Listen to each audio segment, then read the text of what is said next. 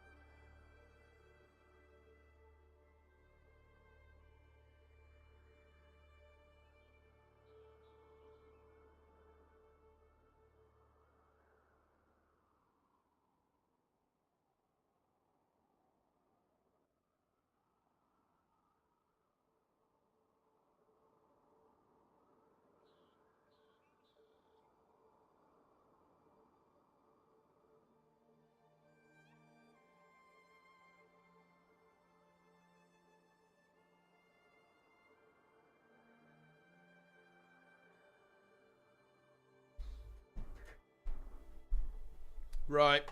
Let's go. Exclamation mark Sokos in the chat. Wait, what are these gachi emotes? What is this? Wait, cheese? What is this? What's going on here?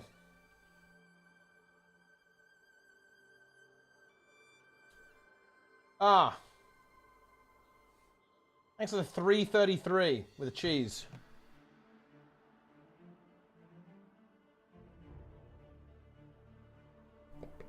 Okay. It's time, guys. Let's react. Man, I love react content. I'm going to react, guys. Let's react together. Ah! For the next upcoming bounce patch in March. Let's go. But we also are going to be talking about the updates we've been doing for the QR2 weapons. There was a blog post released I'm shrinking this myself. week that went over that, but we'll be showing off a couple of them and talking Let's about go. them a little bit more today on the stream. Very, very well-written blog post, if I do say so myself. It was. That we is haven't true. yet figured out who wrote it, but maybe they'll show up at some point. Yep. Well, they may have introduced themselves in the blog post. Pretty good wordsmith, if anyone. True. You know, obviously, I'll take credit for assigning the task to Taylor, but he may have to write more blogs in the future because he did too good of a job. Unfortunate. Indeed. As always, the post, or the forum post, excuse me, will be coming up after the end of the stream with all of the notes that you'll be seeing here today. And then also at the end of the stream, or after this stream, I should say, we'll actually be heading over to be doing a little bit of a podcast on twitch.tv/GW2. It's one of our ArenaNet partners. Who will be discussing the QR2 weapon updates with us a little bit after this stream ends. So make sure to check that out. Other than that, I guess we can just jump right into it. All right, that let's do sounds it. good to you guys. All right, let's do it. What a winning endorsement from Cal. We're going to start off with Elementalist, and this is, of course, going to be Cal's realm. So we got a couple of sword improvements. We've got a arcane skills rework and some support Tempest heal buffs, which Cal will be talking about here. Let's go. Yes, obviously starting with the most important sword buff to Water Trident. But, you know, who organized these notes as well? Oh, I forgot to say something, actually, at the start of the stream that I was going to say. So right, we'll get into rewind these this. notes in a second. You didn't say anything. You know, I just feel obligated to say Hmm. that we get this feedback basically every time. I see it on social media every time. Yep. But Roy and I do not hate each other. And all of the people on this call are actually really good friends. No, don't tell them. And Don't fucking tell you know, there them. might be a little bit of playful ribbing, Well, and you know, no. we just like to have fun on the stream. But believe it or not, I'm forced there to be are here. There's No. no bad blood on this stream. You know, Hey, it's we fine. like They're to have not fun. watching. We like They're to not have fun paying here. attention, guys. There might be like the little some peepos aren't paying feigned attention. outrage just for comedic value, but you know, we don't take ourselves too seriously. Just wanted to throw that out because I'm pretty sure I've seen that like the last 5 streams we've done. Someone always says, "Man, I can't believe Roy and Cal just hate each other so much." Can I keep doing this? The problem is that I'm extremely sarcastic and Cal is extremely dry, and so I think those two clash, and you know, seems like we But yeah, All right, okay, anyway, that was great. let's Great talk about interruption, Cal. balance. Yes. Thanks Just came to so me. much That for was that. not planned We're at off to all, a good of course. start. Off to a flying start. Anyways, whoa, notes we haven't seen before. Yes, so Water Trident getting a nice buff. You Water know, fresh Trident. air. Thought they especially nerfed the Catalyst, skill a was while something ago that 'cause of was Kata. fairly dominant Yeah. for a while, but we brought it down a bit. It's maybe a little bit under where we'd like to see right now, so a little buff to Water Trident, see if that brings it back to where we want it to be. And then we do have a few, you know, more minor improvements to Sword, but they are hopefully going to be somewhat impactful. We see Earth and Vortex getting a slight cooldown reduction, so more evasion there, a little bit extra mobility with the Polaric Leap change, Rust Frenzy being able to move, maybe just a lot more opportunity to strike your enemies with a skill that is pretty powerful. Yeah. You know, a lot of bleeding, a lot of damage on that It skill. is quite hard to land that skill, to be honest. Absolutely. We move into the arcane stuff. Also, yeah, we've made some changes to arcane skills. This is something that's kind of been on our backlog for a while because we don't feel that arcane skills have like the best identity as like, hey, these are all skills that are just instant, and 2 of them do damage in very similar ways. One of them is projectile, one of them is an AOE. But we wanted to get a little bit more Definitely outdated skills. honestly. They're pretty lame. different feeling to some of the arcane skills and really flesh out the skill types. So we're going to see some change to the skills. We're going to see some change to the trait as well.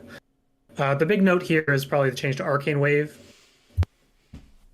Instead of just being a long range, large circle, instant damage, it is now going to actually be a leap. So you're going to leap similar to like the Earthshaker animation, leap, smash some arcane energy into the ground and do some damage, do some daze. This gives us a chance to, bump up the damage a little bit more, increase the impact of this skill, because it is now going to have a cast time. It is going to have that counterplay that it currently doesn't have.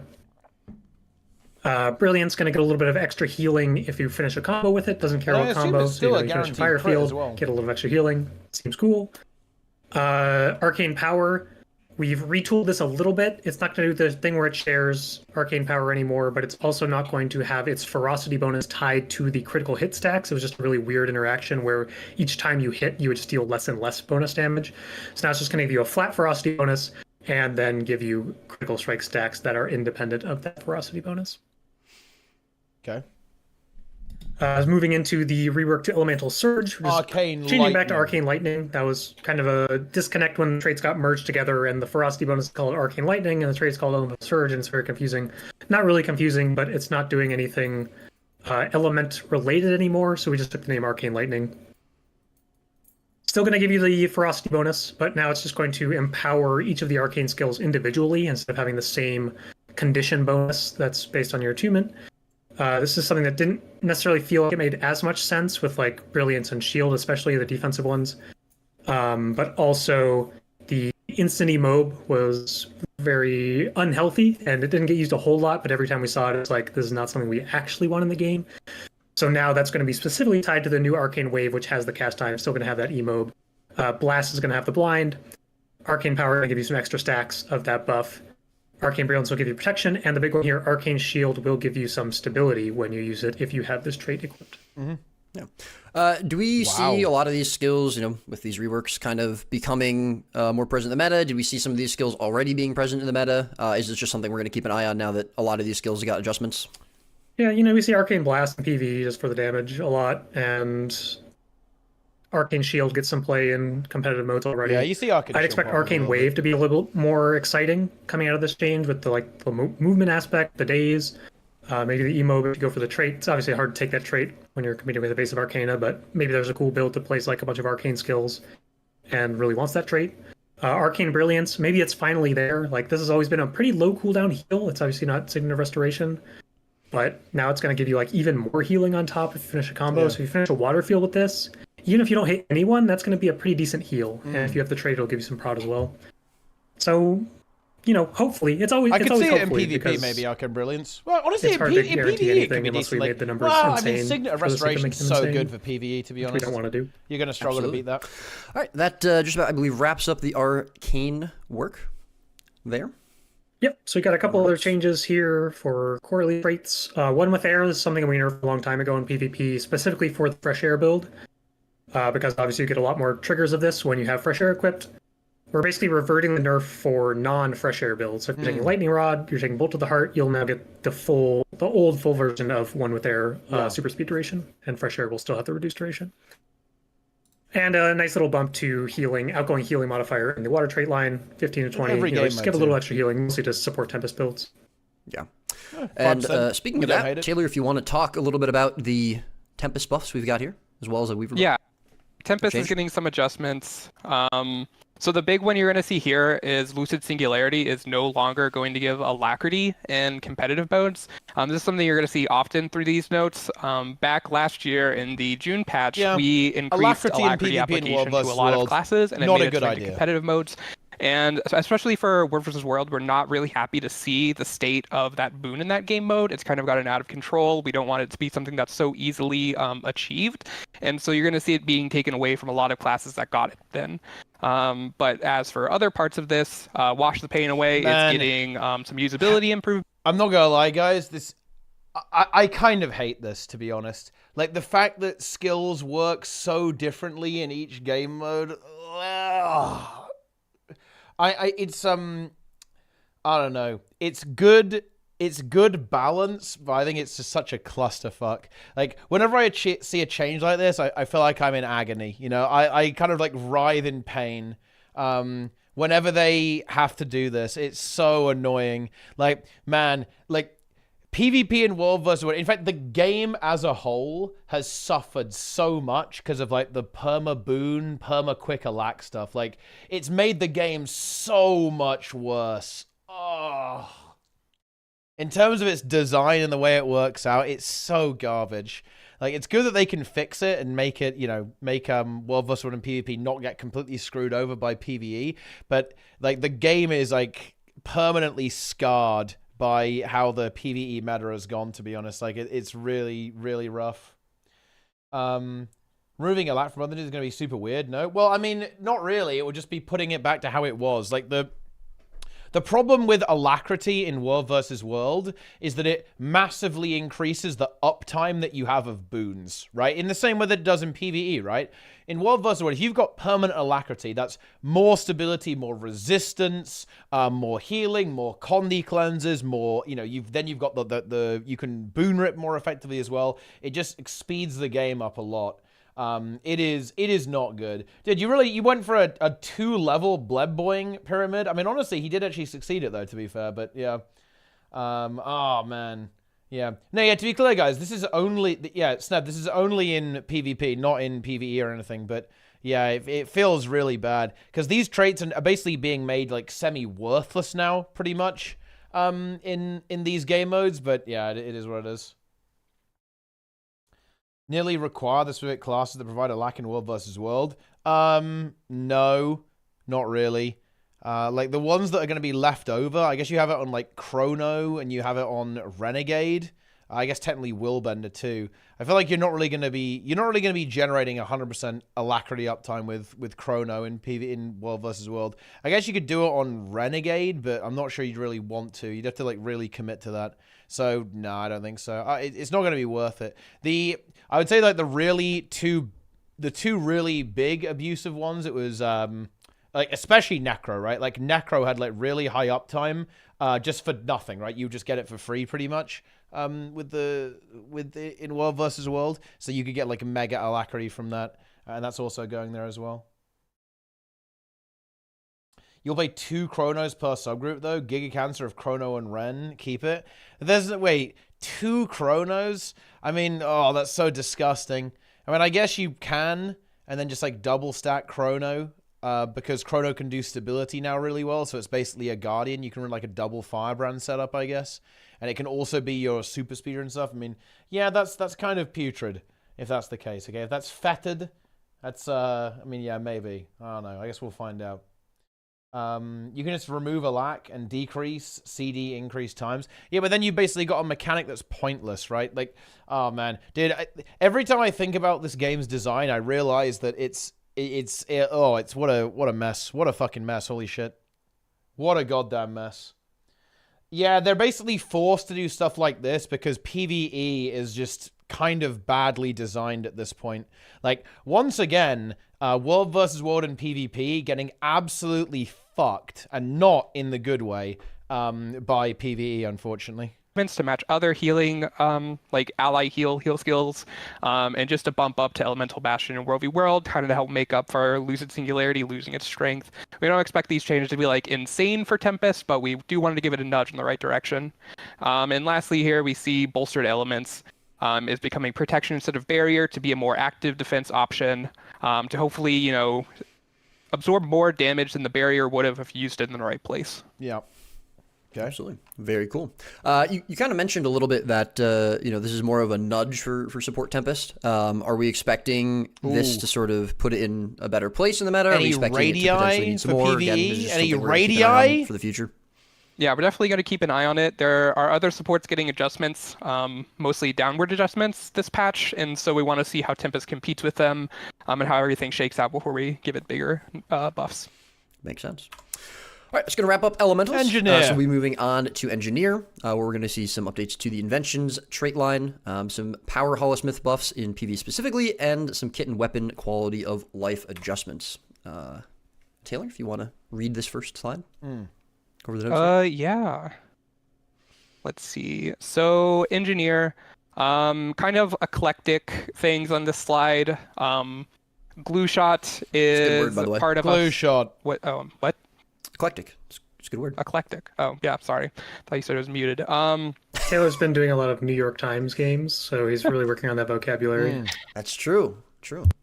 Glue Shot didn't really land where we wanted it to when we buffed it as part of the whole power offhand pistol thing. And so we're increasing the cooldown, but proportionally increasing the damage. shit. So Look at hopefully the it's damage easier on to glue fit it into shot, a guys. rotation. And 20 seconds is that magic number to proc fireworks, as everyone loves. And then skipping to the bottom, we see some sword reworks. I feel like too much of its power budget was put into the cooldown reset and made it so all you wanted to do was auto attack, so you could get more cooldowns. So we're shifting that off and then just base CDRing some of it. So hopefully you spend less time auto attacking and more time using other skills. And then we see some slight cooldown shaves for rifle in PvP. Very cool. Couple more sort of core NG changes here, mostly aimed at the kits. If you want to keep going. Yep. These are all pretty much just quality of life improvements. Med Blaster, you can now auto attack allies with it, like other healing autos. Bandage Blast, after we changed it, it was a bit clunky to actually, hit people with it. So we're increasing the hitbox of it and then the missile velocity and everything. So that should all make the skill feel better to use. And then Grenade Barrage had a bug where it didn't proc Relic of Fireworks. And so for power-based engineer builds and PvE, that was kind of annoying. So we fixed it. Nice. Very good. Good. Another slide here. This is going to be some inventions reworks. Cal, if you want to talk about these. Sure. Yep. Definitely some improvements to the invention trait line. There's some traits that aren't super good and some traits that we don't really want to be good. Bunker Down is one of those. Trait that we kind of nerfed significantly in the past, especially in competitive modes, just due to the trigger being so easy. It's like every time you critically strike, you would do this. Which is a bit too free, so we shifted it to be on disable. Any outgoing CC will trigger Bunker Down now, which gives us a little bit more room to make it more powerful. So reducing the cooldown, increasing the mind damage, increasing the bandage healing, Condi Cleanse on that bandage now. It should be a bit more, closer to where we like to see like these Grandmaster Mecha Legs gain resistance on especially dodge. like the gameplay around them. Oh, no Mecha Legs baseline also move getting a speed. pretty significant Feels bad. rework here. Just getting the resistance on dodge trait that we we gave that to Warrior. In a previous update. Yeah, and resistance on dodge is pretty nice. It definitely feels good with the right value for like these builds that are a little bit looking to be a little bit more tanky, a little bit more defensive. Having access to that resistance on dodge, pretty solid trigger. And Mecha Legs is kind of a trait that wasn't super useful anymore. Mecha Legs, kind of, a bit dated at this point in time. Automated medical response. Kind of similar, where it's another trait where the cooldown is just so radically high. It was one of those scuff ones where you take, when you get below 25%, it was like a passive proc. Very powerful. So they're working on getting rid of the passive procs. We've reworked a lot of those traits in the past, so this is similarly just getting an extra regen trigger to play into like the Grandmaster Miner that cares when you have regen. Yep. Is Inventions a specialization we were seeing play, and this is kind of just a way to make it feel a little Roy better is take, going or is full this kind host of mode. trying Holy to get shit, it you more, guys see this? see more play in different modes? He's full hosting this. This is yeah, crazy. I mean, you definitely see a little bit of inventions. Obviously, like the prot trait is kind of the best one, where you can support builds will take it to cleanse on prot application. But as for like, we've seen maybe a little bit less of like the bruisery builds that play inventions, and they do exist still. Prot hollow somewhere in the mists, I'm sure. Okay. But Bunker Down especially was just like not a trait that saw a lot of play. So we saw this as an avenue to rework that trait and kind of improve the trait line in general. Awesome. Very cool. All right, here are the aforementioned Hollowsmith buffs in Power PvE. Hollow. Just Here we getting some of go. those numbers up. We can take a quick juggle What of is those. Power Hollow Nothing too bench crazy. right now? Let me have a look. Yeah, the main reduce cooldown. The main goal of this is we want to push Power Hollowsmith to take the ECSU, Enhanced Capacity Storage Unit trait, as their Grandmaster instead of the Overheat. No, and it's so we're 40K really right kind of now. cranking the bonuses This is for the kind of 100% big, heat. right? So, exceed These skills changes are are what you kind want of to use for juicy, that no? build. Yeah, I don't Pretty need to straightforward. Say exactly what you Just give me a said. couple of Neat. extra thousand at least. Couple more Hollowsmith notes, as well as one for Mechanist, which is a note we've seen in the past, I believe. Mechanist. Potentially. Possibly, somewhere. Taylor? Yeah. So these are kind Engineer of going specialist? along with. These are going along with it, the particle accelerator, and then there's two adaptier traits for The Hollowsmith Emperor. that they worked when you press the F5 to leave Forge, but if you pressed a kit instead, you wouldn't get their bonuses, which is very confusing and not how it should work. So it's working now that when you leave Forge, no matter what way, you're going to get their bonuses. In Mechanical Genius, we wanted to see what happens when we make the penalty not as big. We know that it's What a happens? minor pain point, and so we're kind of lessening it. Yeah. Very good. They're being That'll nice to the wrap mech up players. our engineer notes. We're going to move on to Guardian, which was, almost a little bit of a struggle because we didn't have Firebrand PvP buffs to talk about this time around. Wow, you stole my joke. That's crazy. No, I'm kidding. I don't know what I'm talking about. Cal, any thoughts on Firebrand Guardian for this patch? Nope. He has no thoughts. He's got nothing. Taylor? Well, anyways, we're going to be looking at some buffs to some underutilized utility skills, as well as some core and willbender trait improvements for Guardian here in this patch. Dude, feel my wrath super Cal, speed. Let's go. That's kind of fun, to be honest. What's on this page. That's kind of nice Sure. for PvE, Yeah, I think. you know, Feel My Wrath. Maybe it's the new Firebrand. We can Pretty buff it lame every skill, patch. right? Guardian. But less lame now. Obviously, Renewed Focus is a pretty good skill, so it's difficult to take other skills, at least, especially in competitive modes. So Feel My Wrath is pretty useful to give quickness in PvE. So we are kind of looking for ways to be honest. give reasons to play it. You know, obviously Renewed Focus always going to be Renewed Focus, but maybe Feel My Wrath, you know, it's going to give quickness, super speed. Wow. Is it good enough yet? Probably not, but you know, we can buff it next patch. Yeah, Taylor's shaking his head. You know, Yep, there you go. But super speed is like interesting enough that we're like, hey, let's try this out. And see what happens. We'll revisit as needed. A couple of minor trait mechanical shufflings. Focus Mastery, this is a pretty minor note, but you know, now it's going to give you protection when Shield of Wrath ends, as opposed to every when it God activates, Emperor in the because you would be chat buffs blocking mech to attacks top while DPS. the protection is active, so nice minor quality of life improvement. Vigorous Precision, shifting to on dodge trigger instead of on crit trigger. This just felt like something that was a bit more natural for the trait line that was in, and probably doesn't have too significant of an impact. We still want this trait to be good. We still want it to be valuable and usable for like support builds especially. But now you won't even have to worry about like swinging your well, you guys want sword mech to be good, or huh? throwing at something from your staff or whatever. I'm just rambling at this point. Good stuff. You can just dodge. You know, as you're dodging to heal people, you can get some vigor. Very cool. What? That's awesome. What is going on? Glacial Heart. This is in another this trait show? that is kind of underutilized, and you kind of decided to rework a little bit.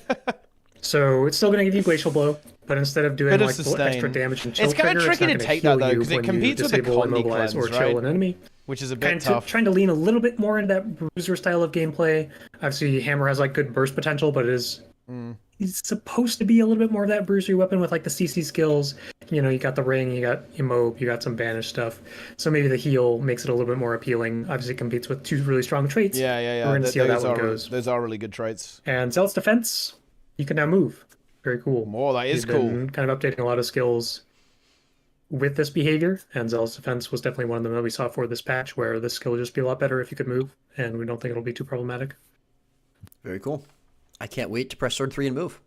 Very exciting. I mean, honestly, I can't either. Taylor, why don't you walk us through what's going on with Willbender? Yeah, Willbender. Kind of doing some light adjustments to physical skills to help improve their playability. A lot of them outside of Whirling are still not really the best. So Whirling Light is hopefully getting its recovery time. You know, you can use it and still keep attacking. Flash combo, you're going to gain access to Repose even if you don't land all 5 hits, and as well, Repose is no longer going to be a damaging skill. It's now going to be defensive, healing and removing conditions to you. Okay. And then kind of go in a bit crazy on Heaven's Palm. It's now going to evade you, and if it will finish your target if they are downed and it's the only person in the radius. That's kind of cool. It's a very short cooldown as well. One shot them, still. finish them. Yeah. Willbender stuff. Crazy. But again, man, renewed focus. Deathless Courage, just also no a trait that didn't really hit the mark. Renewed focus trying is to be kind what of it a wanted to problematic be. skill for so God, we I feel kind of like. completely It's just so reworked it, powerful. and now it's going to be just more consistent damage reduction to help you stay in a fight longer. Kind of be the defensive trait you want for people team fighting and such. Yeah. Absolutely. Okay. All right, and I think, do we have any Firebrand notes to look over? Cal? Unfortunately not. You know, mission accomplished. Firebrand. Firebrand. Firebrand. You're not supposed to say that. You're supposed to say that people are trying out Firebrand with the latest round of buffs. Mission and we'll see how it accomplished. lands. He's biased. He wanted No Firebrand witty to be comments, good. Cal? I could have sworn you had Never. a joke prepared for this. Oh, okay, fair enough. No, Well, no, wait, we'll be this is a moving... serious stream now, Roy. Oh, Oh, wow. no. Oh my god. Hopefully people Anyways, skip the intro when they moving on explain they don't to hate each Our other. Mesmer main Get should talk confused. about the Mesmer notes. I've never played Mesmer. I don't Oh, see you meant Mesmer Taylor. I here. see. Yes, of course. We'll be looking at some World versus World support Dude, adjustments. some of these nerfs are brutal, for Mesmer, man. as Check well this out. as some Mirage improvements for the power builds in PvE. And yes, our resident Mesmer main is chomping at the bit to talk about it. That's a horse reference, and he loves animals. So Taylor, please take away this first Mesmer slide. Support Mesmer was something that got very large adjustments in you know, all game modes in the November update. And it came out really strong, a bit too strong. Yeah. So we're taking some swings to, you know, make it at the power level of other supports. The first one here, Nullfield, we're basically reducing the pulses. The skill is incredibly strong, especially in World versus World. It boom rips and Condi clears, which is exactly what you wanted to do. And so it needs to be, you know, an appropriate power level for utility skill. Mantra of Concentration was similarly pretty insanely strong. Basically got all the stab you wanted from it. Especially because you rechannel it, so and it we're also gives nerfing it in stability different too. ways, and then you're going to see later that we're adding the stab back in another place. They're mega nerfing that, actually. And then, you know, the last note here is kind of part of a dueling vamp up we're doing for the trait line. In the competitive modes, some traits in dueling were just pretty archaic, and so we're bringing them back to, you know, what a trait should be in today's standard. Very cool. And some more Mesmer notes, excuse me. Yeah, these are the other trait changes. Master Fencer, this one's kind of important because a while ago we made this AoE and it was a stealth nerf to it in competitive modes because it used to be full Fury uptime and then it went to 50%. And now we're making it basically still 100% for the player itself. So reverting that nerf that wasn't ever intended to be a nerf. Okay. But then you can see the rest is basically more support Mesmer nerfs for World v World. The Chaos Aura reducing is the amount big of in World Chaos versus Aura World. can That's give. relevant. Temporal Enchanter is no longer going to increase glamour durations, and Sympathetic Visage is going back to be personal only. We felt that there was a lot of powerful traits in that tier, and it didn't need the option for more Condi Cleanse here. Very good. Moving on to the specific elite specs, we got Chrono, Mirage, Virtuoso notes. Taylor? Yep, this is where it gets a bit more interesting. Well of Precog, this is where I was talking about the stab went back. So we're putting stab on this skill at the beginning to still let Mesmers have good stab access, but they need to commit more. They need to commit another utility slot to it, instead of just having one that does everything. And then going on, Power Mirage was a build that never really existed in PvE, and so why not? So we're buffing a lot of the power-based ambush skills to do, you know, pretty good damage, as well as a rework to Dune Cloak. That was a trait that never really found a niche that we liked it in. So now, when you gain Mirage, or when you shatter two or more clones, you're going to gain Mirage Cloak, which is going to be, you know, a new dodge and then more ambushes. So pretty good if you can successfully do that a lot. And then we have two little notes for Power Virtuoso in PvE. Sword of Decimation is now going to apply its bonus damage to Defiant foes and deal additional Defiant damage, which is going to be another option if you need Break Bar. You can drop a bit of damage to take Sword of Defiant or Decimation. And then Infinite Forge was not infinite. It was actually kind of bad at giving you blades compared to the other options. So now when you use a blade song with 5 or more blades, it will refund 2 blades. So, you know, a lot of blades. Still not infinite, but approaching. We talked about making it infinite, but then we decided that might be a bad idea. Yeah, it took a while for us to settle on 2.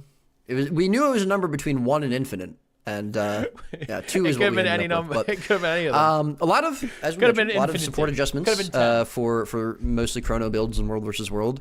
You know, we adjusted a few things with it as well. A couple of targeted, you know, changes in the January patch. You know, are we thinking that this is going to be putting Chrono in a place that we want to see now that we've kind of, you know, toned it down a little bit for a couple patches? You know, is it still kind of, there's a few more things we're potentially looking at if it still remains too strong? Who knows, guys? Is there sort of a goal in mind with Who Chrono? knows what's going on? You know, when it comes to that support build?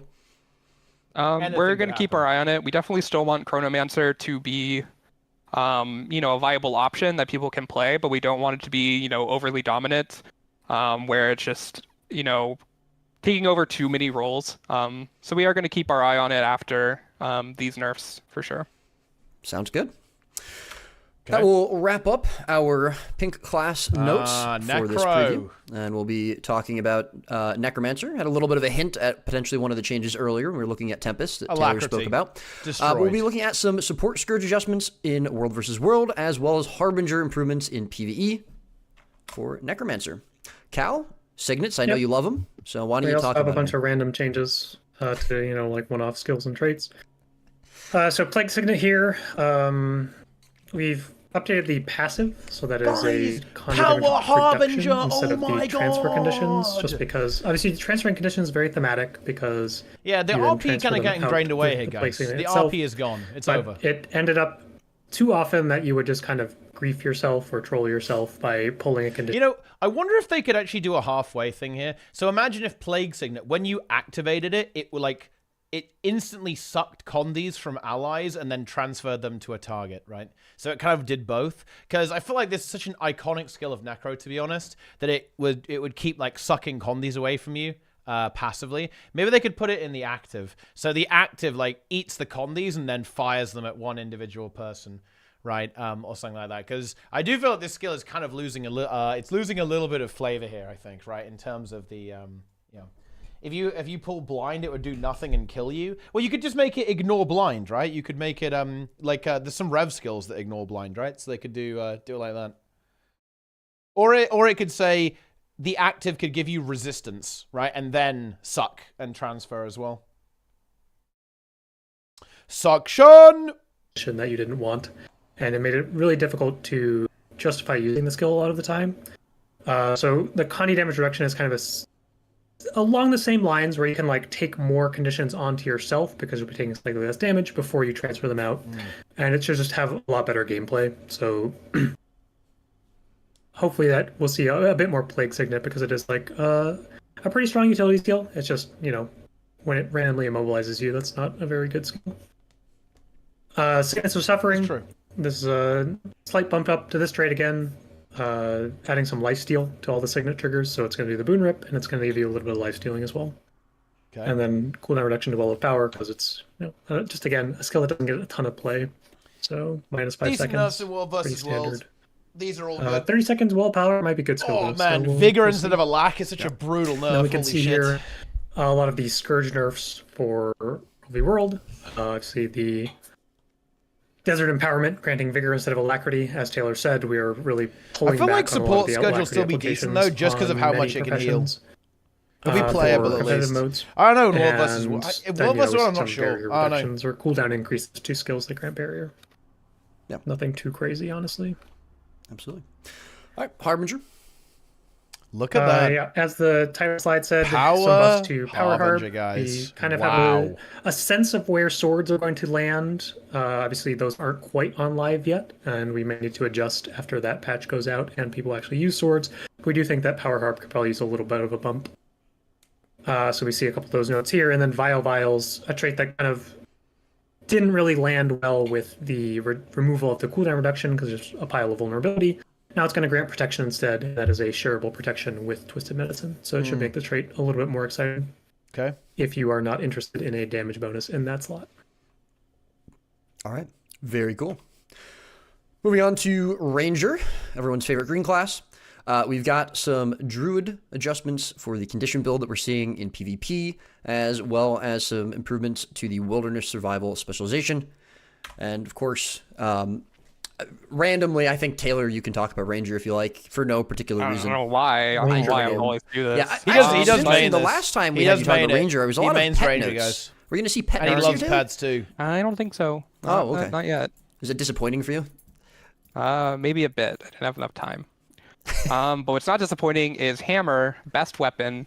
What we're seeing here is we're kind of bridging the gap between the damage between the non-unleashed, leashed, brown, whatever you want to call them versions, to be closer to what their unleashed versions are, but still not as much damage, because we felt that they, had a decent amount of utility, but they still weren't worth using because they just didn't do enough some people in the damage. chat are going insane. And so You're all we're losing bringing your up the minds, damage guys. on a lot of those that we felt were lower, as well as reducing the cast time XCD3. on the second part of Overbearing Smash, the 3. And then Thump is getting a radius increase to be closer to what other, similar skills like Earthshaker and the Ellie Hammer 5 are. And then lastly, Unleash Thump is going to give a greater number of boons to the first enemy struck, kind of similarly to, Elementalist Hammer or Fire 5, where it gives, a decent amount of boons on the first hit and then less for every subsequent hit. Well, there you have it. Moving on, some more core Ranger adjustments. Yep, these are the Wilderness Survival changes, as well as Healing Spring. Healing Spring is seeing a reduction in its duration by half, but we're also reducing the interval it pulses from 2 to 1, so it's the same amount of pulses, just for less. Having a water field out for 10 seconds is kind of crazy, and 5 seconds, but you do it once every second is a lot more consistent and easy for people. But we're also reducing the amount of conditions cleansed from 2 to 1 in War vs. World and PvP. The amount of cleanse that came out from the skill was just kind of insane. 10 conditions. Yeah, this probably actually ends up making it really insane in PvE, by the way, because it's going to cleanse condies ridiculously fast. Because the cleanses is still going to be 2 per second in PvE now. So this is actually kind of nice for PvE. It's definitely intended to be a nerf in PvP in World vs. World, particularly on the duration for the water field. But in PvE, well, it's actually insane. That gets 2 condies per second on 5 targets in an AoE. You don't really care about the water field nearly as much in PvE. So it's actually really, really nice. Kind of a little 2 birds with 1 stone thing there. 24-second cooldown. It was a lot. Now it's 5, which is still a lot, but, you know, half. So, yay. That's quick math. Yeah. And then back to Woodland Survival. We kind of, similarly to Inventions, we want to see this be kind of a bruiser trait line, like Defense on Warrior, but there just weren't any good traits for if you were like a power bruiser, so we're kind of trying to add them. Like Refined Toxins is getting a rework to now have incoming strike damage reduced and outgoing strike damage increased. And then Empathic Bond was a trait that was just kind of redundant in the Grandmaster tier as a Condi Cleanse trait, but competed with Wilderness Survival. Yeah. Or Wilderness Knowledge that was also cleansed. So we're moving it to the Master tier, changing how it cleanses, so it can be a different cleanse option in that tier if you want to take that in a different Grandmaster, which, speaking of which, we're adding a new one. Carnivore. It's basically Lightning Rod, but instead of, you know, weakness and you can crit, it's lifesteal. So healing and consistent damage should hopefully help out those brawler builds that want to play like Hammer or the new maces on like side nodes or skirmishes and get some sustain. Interesting. Are you sure Carnivore should be a Ranger trait and not a Necromancer trait? That's true. I don't know. Honestly, I don't know if this should be the name. What if you're fighting a Sylvari or a Mordrum? It's not going to proc. Doesn't work. Yeah, they should do that. They should actually go like Omnivore. that. Yeah, Omnivore. Yeah, let's go. Okay, we could potentially see a trait name by release. Let us know what you think. Yeah, please let us know what you think. Maybe it should just be called Gormandize. Who knows? Either way, we're going to be moving on to Druid and Untamed. Oh, look at that, guys. Might Ranger. instead of Taylor, a lag. you've been doing It's such a great going job back with the to Ranger. Mike yet again. You seem to know this class so well. I'm surprised. I'm shocked. I'm appalled. Yep. Please take it away. Grace of the Land, no longer Alacrity, back to Might. Decent amount of Might stacking, you know, not decent actually, really good Might stacking, so this trait still has a place. Just Alacrity is not something we want to give to Druid anymore. Natural Balance, we saw the... Dude, the funny thing is that he didn't say in World vs. World. Of course, if you take that clip, imagine that, guys. Alacrity is not something we're going to give the Druid anymore. Let's just clip that and just send that out there so all the Druid mains think that it's Alacrity is being removed in PvE as well. Druid builds that are running over PvP right now are very tanky, and they don't need this incoming strike damage reduction. In other game modes, it was kind of useless, so we're changing it to Boon Duration, which is a lot less helpful in competitive game modes, but, you know, in PvE, it's pretty good, maybe to even help a build like... yeah, there were a bunch of degenerate Druid bunker builds. It wasn't good. Condi Alac Druid, you know, it doesn't really exist because they don't have enough stats to take that they want, so hopefully this helps them out there. Glyph of the Stars is getting nerfed in competitive modes, kind of similarly to Healing Spring. It was a ton of cleanses, as well as a lot of other things. So its cooldown is going up, its cleansing is going down, and in Worldly World, its revive percent is also going down. So that'll do it with all the Druid adjustments, and now do Untamed. This one's hopefully a big quality of life improvement. Unleash ambush skills will no longer be automatically used when auto attack is enabled. Ooh, that is nice. That's nice. When you had auto attack nice, enabled, especially it was really clunky. A lot of the times you would accidentally cancel your own ambushes, and it felt really bad. And it was honestly a big barrier to entry to people that didn't know that it was, you know, a bad thing to have it on. Actually. So we're hoping that this feels a lot better for players, that they can have auto attack on and not worry about like ruining their ambush skills. For Ranger, we didn't add this to Barrage because we felt that there weren't a lot of cases where you don't want to immediately use it. But, you know, according to feedback, if a lot of people want this function on the Mirage, then that's definitely a conversation we can have. And lastly, Unnatural Traversal. The skill kind of died when we added a cast time to it. We don't want to make it instant cast again. We're not happy with the gameplay patterns that it had, so we're kind of trying to meet it in the middle, where now if you use this while unleash, you'll gain quickness instead of might. Yeah, so that helps with be that. That instant, does help but with your this. skills will be faster. So you can be like snappy. So hopefully right? it'll Yeah, be land in the with middle it. of where it was now and then. As well, we're increasing the amount of vulnerability. Do you guys remember when it was instant cast? You know, and the Untamed could pre-cast a Maul or a Hilt Bash and just obliterate you immediately? I remember that. It applies. Very good. Yeah, I think that's pretty much all we need to say about Ranger. So we can move on to Thief. We got some tuning adjustments here for Quickness Deadeye. Yeah, some of this stuff is fun in PvE. I think some of this stuff is pretty good. Critical Strikes usability. They abandoned Quickness Deadeye, but now they've come back Cal, for it. if you want to start talking about Thief. Sure, I can say some words about Thief. Great. So kicking things off with some smaller changes to start here. You know, some piercing on rifle. Yeah, this is nice. These are some really nice Thief minor changes. buffs to Piercing sword. on rifle is tactical cool. strike can have a short daze on the when you front. This stab change is someone with very tactical nice strike, for you will PvP. Get a short The daze instead of a blind. very needed change and then for pumping up the PvP. damage just a tad on a couple of the sword skills to make it a little bit more appealing. As well as Shadow Portal no longer breaks stun. All right. Nothing too crazy really. Moving into the next slide, we have some trait adjustments. So some more, as we said, usability improvements to some of the critical strike traits that You can care take about an your health open threshold. while We've stunned. kind of been reducing these over time. The way I wait, 90 the to way 75 the way now. I read this, Grim, was that you couldn't use it while you're stunned. You wouldn't be able to open it while stunned. That was kind of my read on this, but I guess that's not the case then. Yeah, opening the portal as a stun break right now. It won't be. Yeah. Like, I mean, that's still pretty good, no?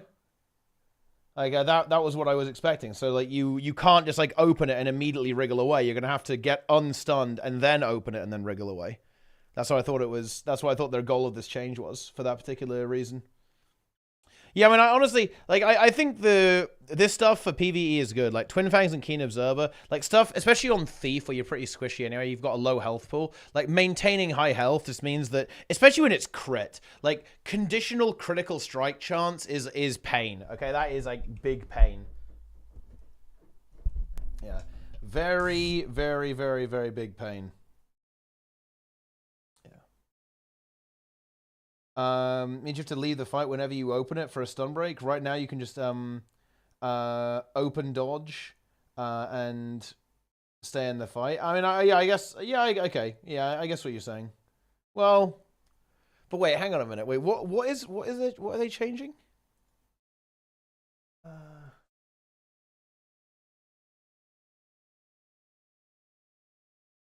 I need to look at this skill. Shadow Portal. Prepare Shadow Portal, and then Shadow Portal opens. Yeah. When you open the portal right now, it's a stun break, and then afterwards, it is not going to be a stun break. I mean, isn't that still good? Maybe I'm just being Papega here, but I feel like the fact that they can't open it while stunned is a pretty big deal. So they can't use it as like a get out of jail free card. You can take portals while stunned. Yeah, 100%. Yeah, you can definitely do that. So what you're saying, like you need to like open it ahead of time and then just wriggle away afterwards, I guess.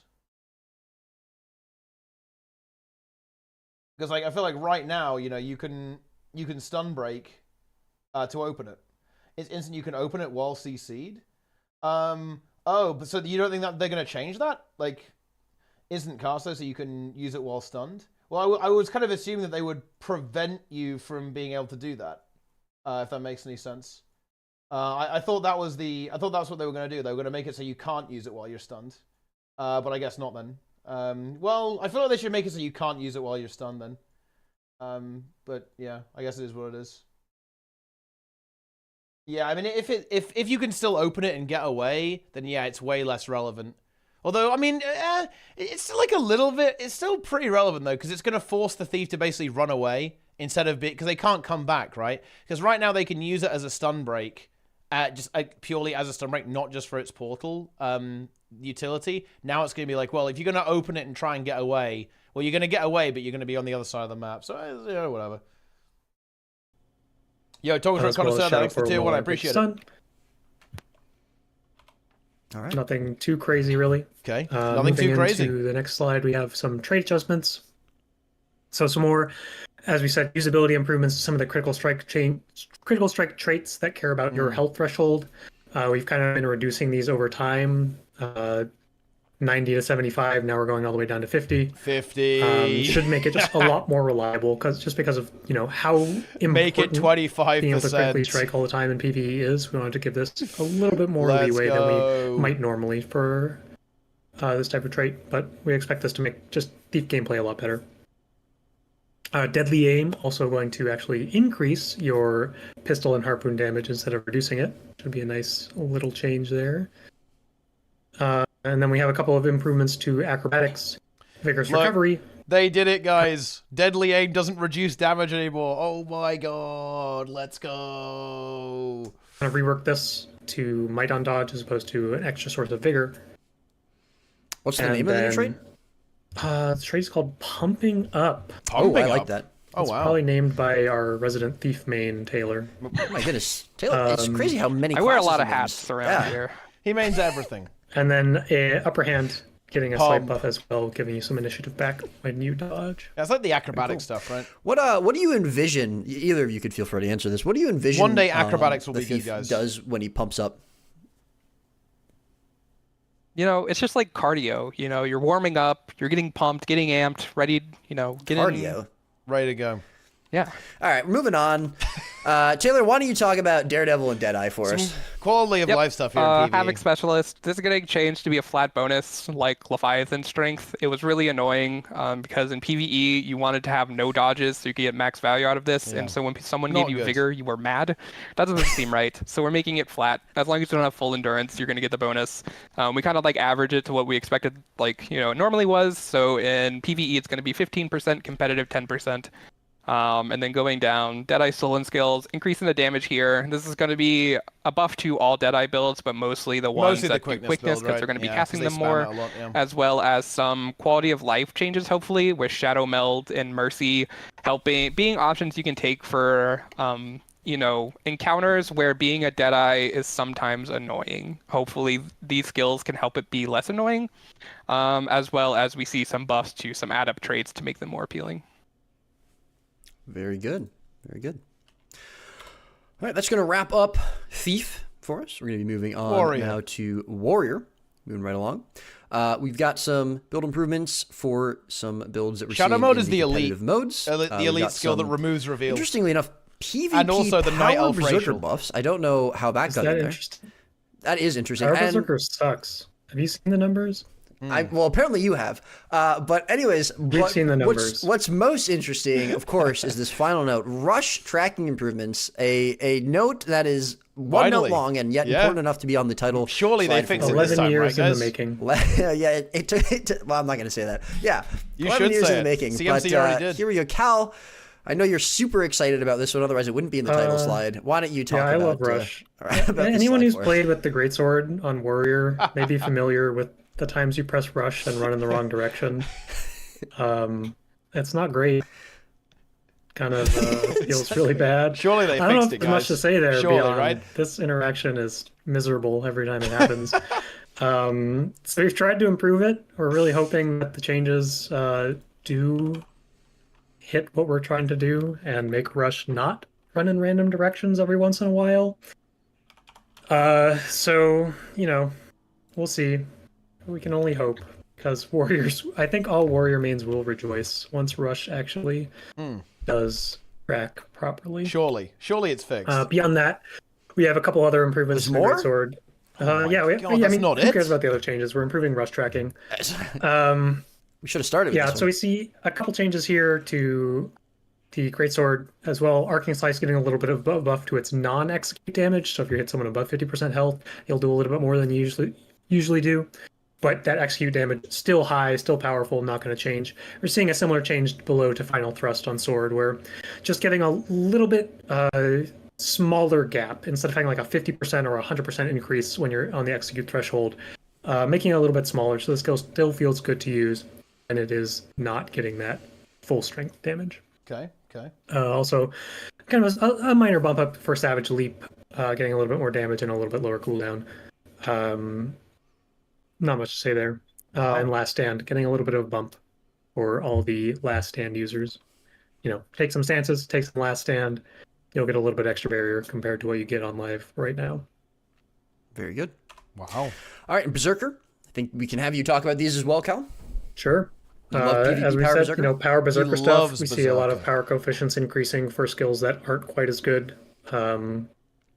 Dagger and Hammer and Mace all getting a little bit of a damage Power bump to their Primal Burst coefficients. skills. That's Dagger, And Wild Hammer, Blow kind and of getting Mace. a Bit weird to significant finish the power change on, here be to try to honest. make it feel a bit more. I don't know what word I'm even looking for, but something that Power Berserker feels good playing with and gives them a little bit of ways to interact. It's obviously going to now be unblockable and daze, so it's kind of really targeting those matchups where you kind of get hosed by blocks, and it's going to allow you to take this utility skill, spend that slot, and have a lot more interaction for those matchups. So we're also changing it to be a daze instead of a knockdown, so it's going to be a really short daze, and the idea is to be like that interrupt daze. Yeah, your goal is to and then interrupt blocks also with that give it a skill, chance pretty much. to really do some damage instead of having that 0.01 coefficient. Is there kind of a vision for Power Berserker in PvP that we have? I don't know if we have a specific vision. There's a lot of options that you can play with Power Berserker. In the past, going back to Heart of Man, I'm Thorns pretty era, we tired, did guys. see I'm drowned. Mace Shield Greatsword I've been as streaming an for option. 8 hours. But Holy now shit. Dagger in the mix, We're that still could be going. a very interesting option. Hammer, maybe. The A lot of these 8-hour builds stream. probably are going to be playing Greatsword.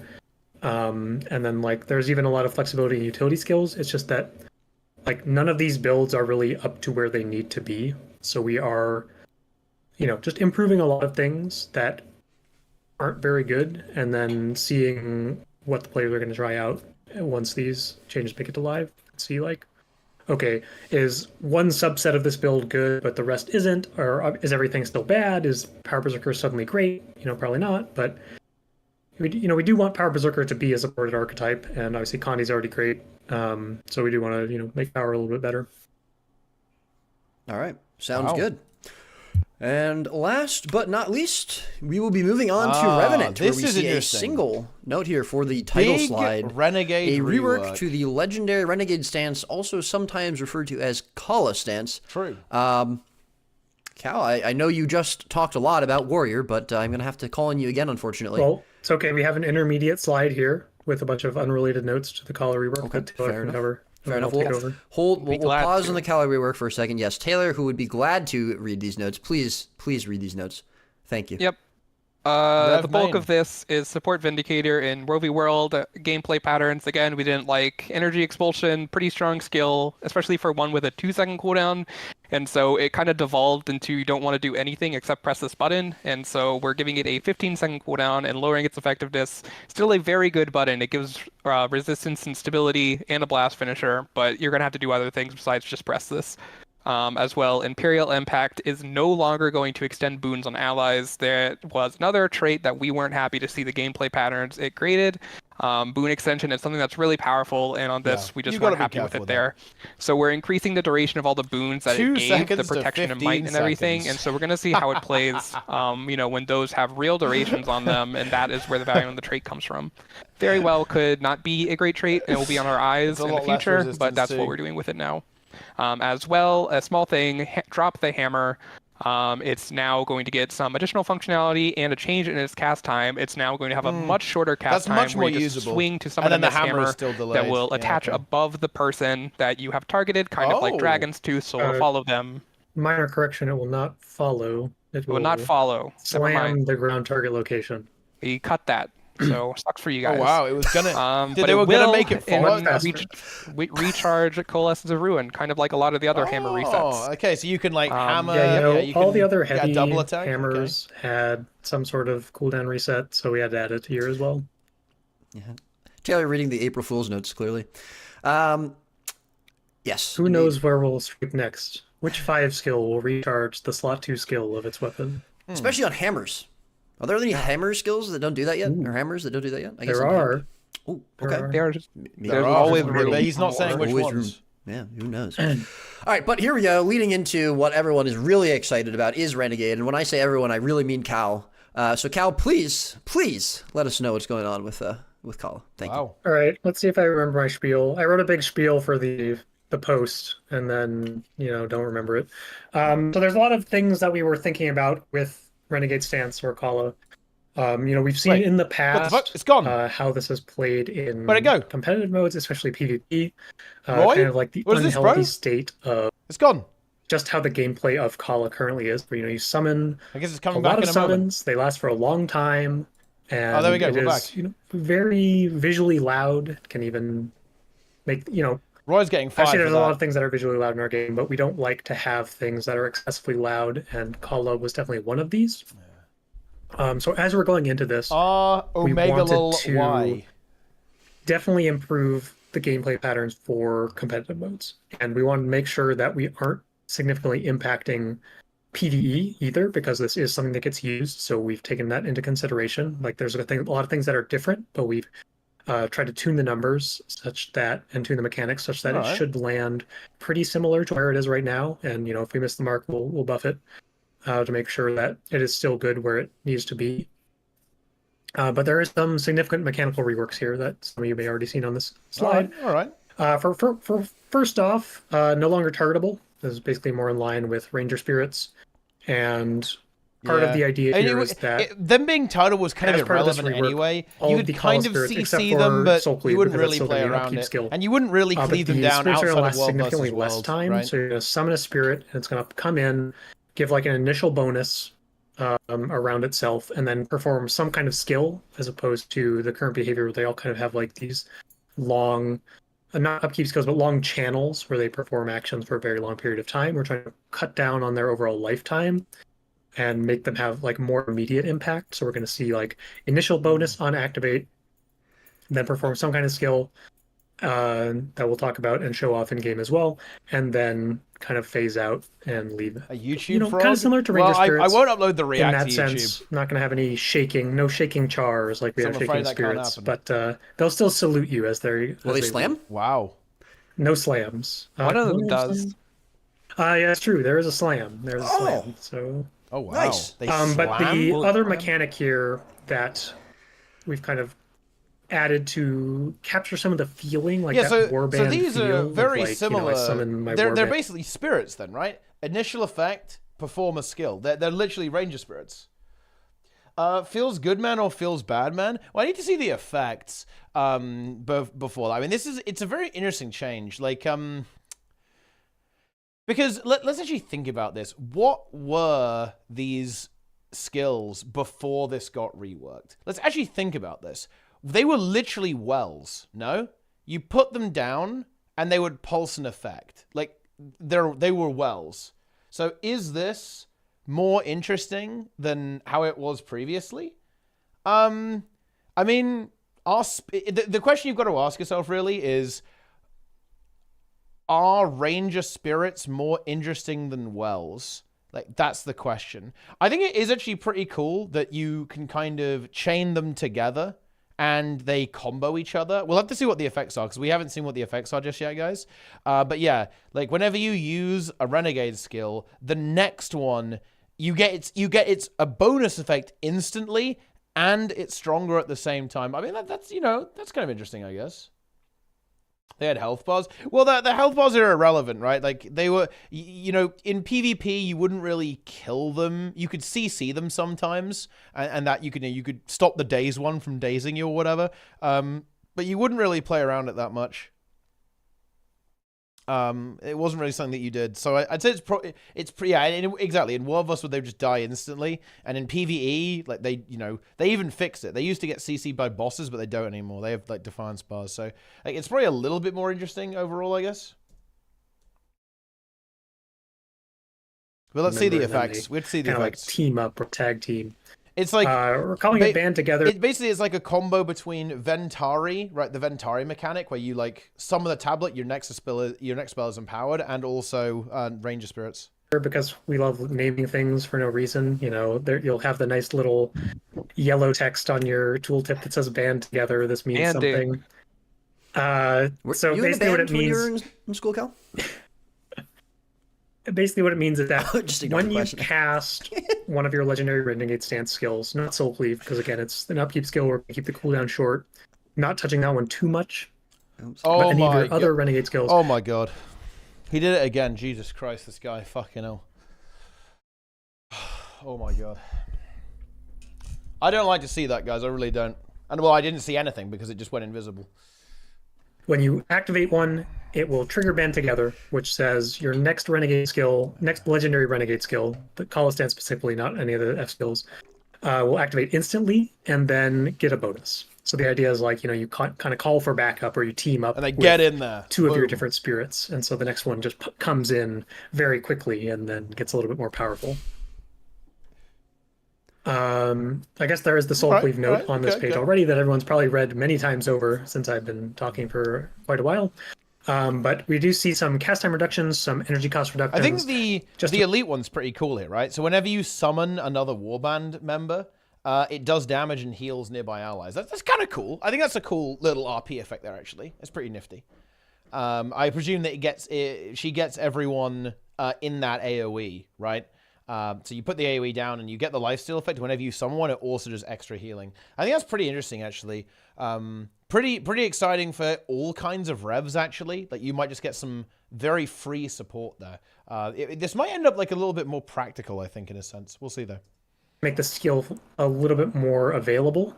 And then a slight bonus to how it works, where every time you summon another warband member, Soul Cleave will also do a little pulse of damage and a pulse of healing around itself. So it doesn't quite fit in with the band together mechanic as well, being an upkeep skill. We're going to keep the cooldown low. Like I said, the energy cost is going to be low. So if you could keep, like, summon Soul Cleave, get band together bonus, dismiss, resummon, you know, the gameplay is just like really janky. Yeah. So we just added like this other separate tie-in instead, where it will get a nice little bonus when you summon any other warband member, but not quite the same with these other ones. All right. Why don't you take a drink of water, Cal? Good idea. Hydrate. Yeah. Also, just from the chat, bro is yapping. And that's Taylor's. For the record, what? I was in band in middle school and high school. Just to put that out there. No instruments here. But, I played trumpet and French horn. Some more. Okay. Yeah, I like sharing. Anyways, here we go. Why is the chat always so unhinged? Like, Guild Wars, people get very anxious when there's balance being talked about. Okay, let's see what we got here. Take a look at the specific skills, and Cal, now refreshed, can continue. He's his spiel. hydrated. Yep. So we can talk a little bit about. We will show these off in game, so it'll be great. Wow. As I said before, we'll try to keep this a little bit shorter. But as I said before, they're all going to have like a more unique skill than they did before. So Break Bracer is going to come in and use like kind of that empower animation to do a similar skill to empower. You know, do some heal pulses and then a big heal at the end. Also give some resolution. When it is enhanced through Band Together, I'm going to keep saying Band Together because it's great. Nice. That will also give you give barrier to allies on that final pulse. Dark Razor Daring. Here's where we're going to have that slam. It's going to use that worldly impact kind of animation where it leaps up in the ground and slams down into the ground, dealing a single hit of damage and daze. No more pulsing daze, guys. Oh my god. Yeah, you know, this skill was one of the most annoying skills in the game in PvP. Like, back when Renegade was good, guys, you would just see them run towards you and drop the fucking pulsing daze on you, and you'd go, wow, I'm enjoying this. This is a lot of fun. Previously, this skill would channel for a long time and keep dazing and keep dazing and keep dazing and keep dazing. It was very frustrating gameplay. So now we'll just do a single daze, and it will have, you know, a decent damage strike on there as well. repeat what I said. It's also going to give prop to allies when you summon it, and if it's enhanced, it will grant resistance on that final impact. Razor Claw's Rage. That initial impact here is that it's going to give you some stacks. This Razor Claw buff is now stacking because it's not going to be lingering in the world for so long. It's just going to pop in, give allies some of those bleeding stacks, and then perform its own attack that does bleeding in the area. Does some strike damage, does some bleeding. When it's enhanced, it will also deal some torment. And finally, we're going to have Ice Razor's Ire. Instead of having that very long channel again where you throw like 20 different projectiles, it's going to pop in, throw 3 projectiles at nearby enemies, up to 5 enemies. You'll throw, we'll see this in game, but you'll throw a few different projectiles at those enemies, inflicting torment, vulnerability, and immobilize. And when enhanced by band together, the skill will also inflict chill on each projectile, which is very cool with the trait that says when you chill someone, inflict torment. Yeah, you apply torment. Yep, So for conditioned builds, it does give that a little bit of extra gameplay hook. So why don't we take a look at these in-game, Roy? Let's take a look, guys. Let's have a look. And that is actually going... I think what they want you to do here, especially, well, in PvE, that you're going to use the heal skill as an activator, right? Use the heal skill to activate, and then you can, like, chain them all, right? So you can basically, like, chain through these. So you could start off with activating with the heal, and then you could chain into the other 2 at the same time. Or I guess you could start with the elite. Does the elite count as a summon, and then it empowers the other ones? I guess we'll see. To wrap up, we are going to take a look at this as Nah, it obviously doesn't, right? No, it can't do because it has no cooldown. You could just spam it. So yeah, maybe you start feeding it with the heal skill, and then you can activate all the other ones. In a moment, but that is going to wrap up all of our profession notes for the bounce preview. As mentioned before, those notes are going to be posted to the forums at the end of the stream. But we are going to now begin taking a look at the QR2 weapons. We'll start with taking a look at the color reworks that we just talked about, but then we will also be taking a look at some updates to Revenant Scepter.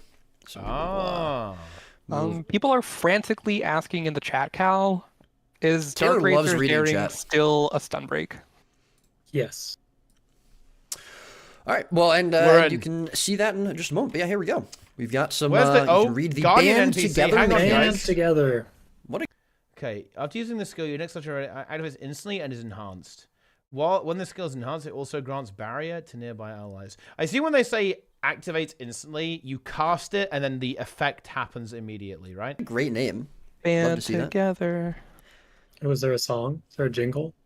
No, maybe. I mean, there's like the High School Musical. We're all in this together song, but yeah, I don't know. So you see, okay. That spirit instantly cast because I used another spirit before and activated the mechanic. That's cool. he did it. That's awesome. And you saw it used Empower, and Fake Razor has a staff now instead of a mace. That's pretty important, yeah. Wow. As you can see, Soul Cleave is going to still just be the upkeep skill as normal. Give me some damage stacks there as I use my Scepter. Whoa, Scepter on Revenant. Oh my gosh, who saw that coming? That's crazy. But we can take a quick mouse over these skills just to read them. Obviously, we've got the heal. Okay, more bleeding. Enhanced bleeding, interesting. Oh, I see. Okay, yeah. Razor Claws, loving some bleeding stacks. We've got Ice torment. Razors, Ire. Man, look at that. 6 vulnerability. 6 vulnerability, and then it also does 5 to nearby enemies. Then you have the Torment, then you have the Immob, then the Chill, which is more Torment there as well. 10-second cooldown. Holy shit. That's crazy, actually. Everyone can scream. Wait, 10-second cooldown Immobilize. Okay. I mean, that's going to end up being really nice utility in PvE, because it will have a similar cooldown there as well. Man, like, this is kind of interesting. I mean, I actually don't know where Renegade is in PvP right now, but I feel like a skill like this could be a fucking menace, okay, guys? I'm just going to say it. Like, short bow staff, maybe, or something like that, and you're running some kind of, like, degenerate Condi build. Like, I could imagine that happening. Just to read them. Obviously, we've got the heal. Got Razor Claws. Loving some bleeding stacks. We've got Ice Razors, Ire. Everyone can screenshot the VOD if they want, the stream.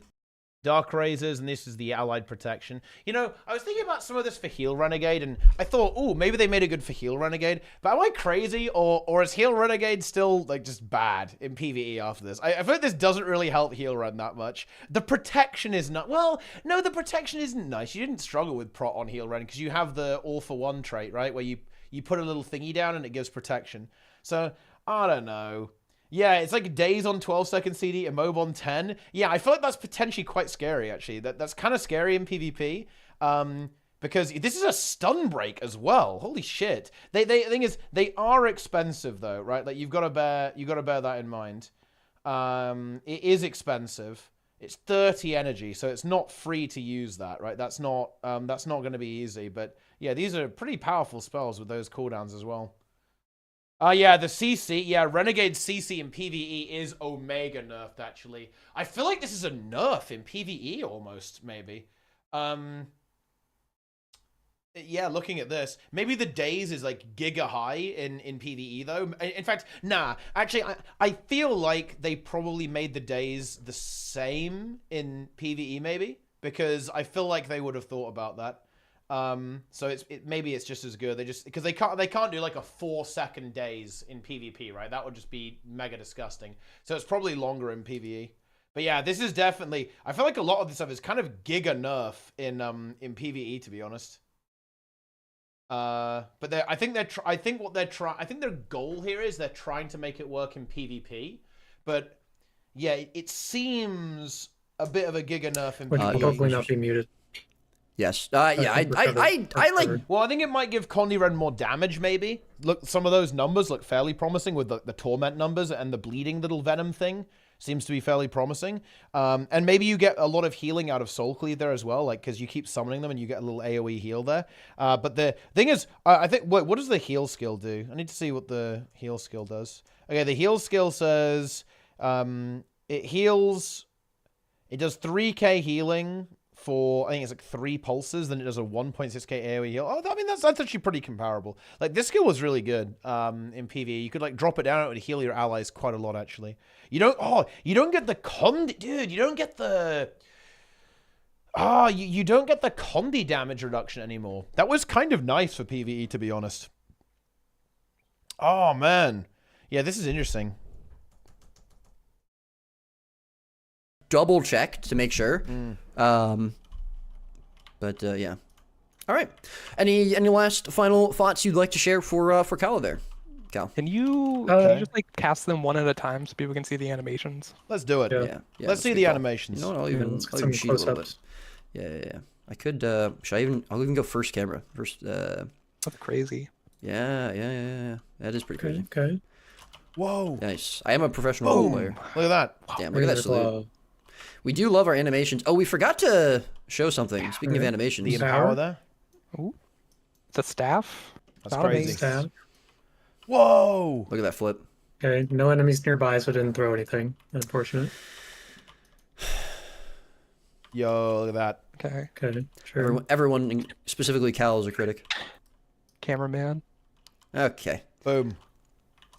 Dark Razor. There we go. Obviously, some pretty significant mechanical adjustments to Kala here. I'll just reiterate what I said at the start. Like, we still want this to fill basically the same Fucking role look at this shit, dude. Roy leaking the dev tools, man. Take a look at that, guys. FPS 119. SRV CPU. Video memory 0.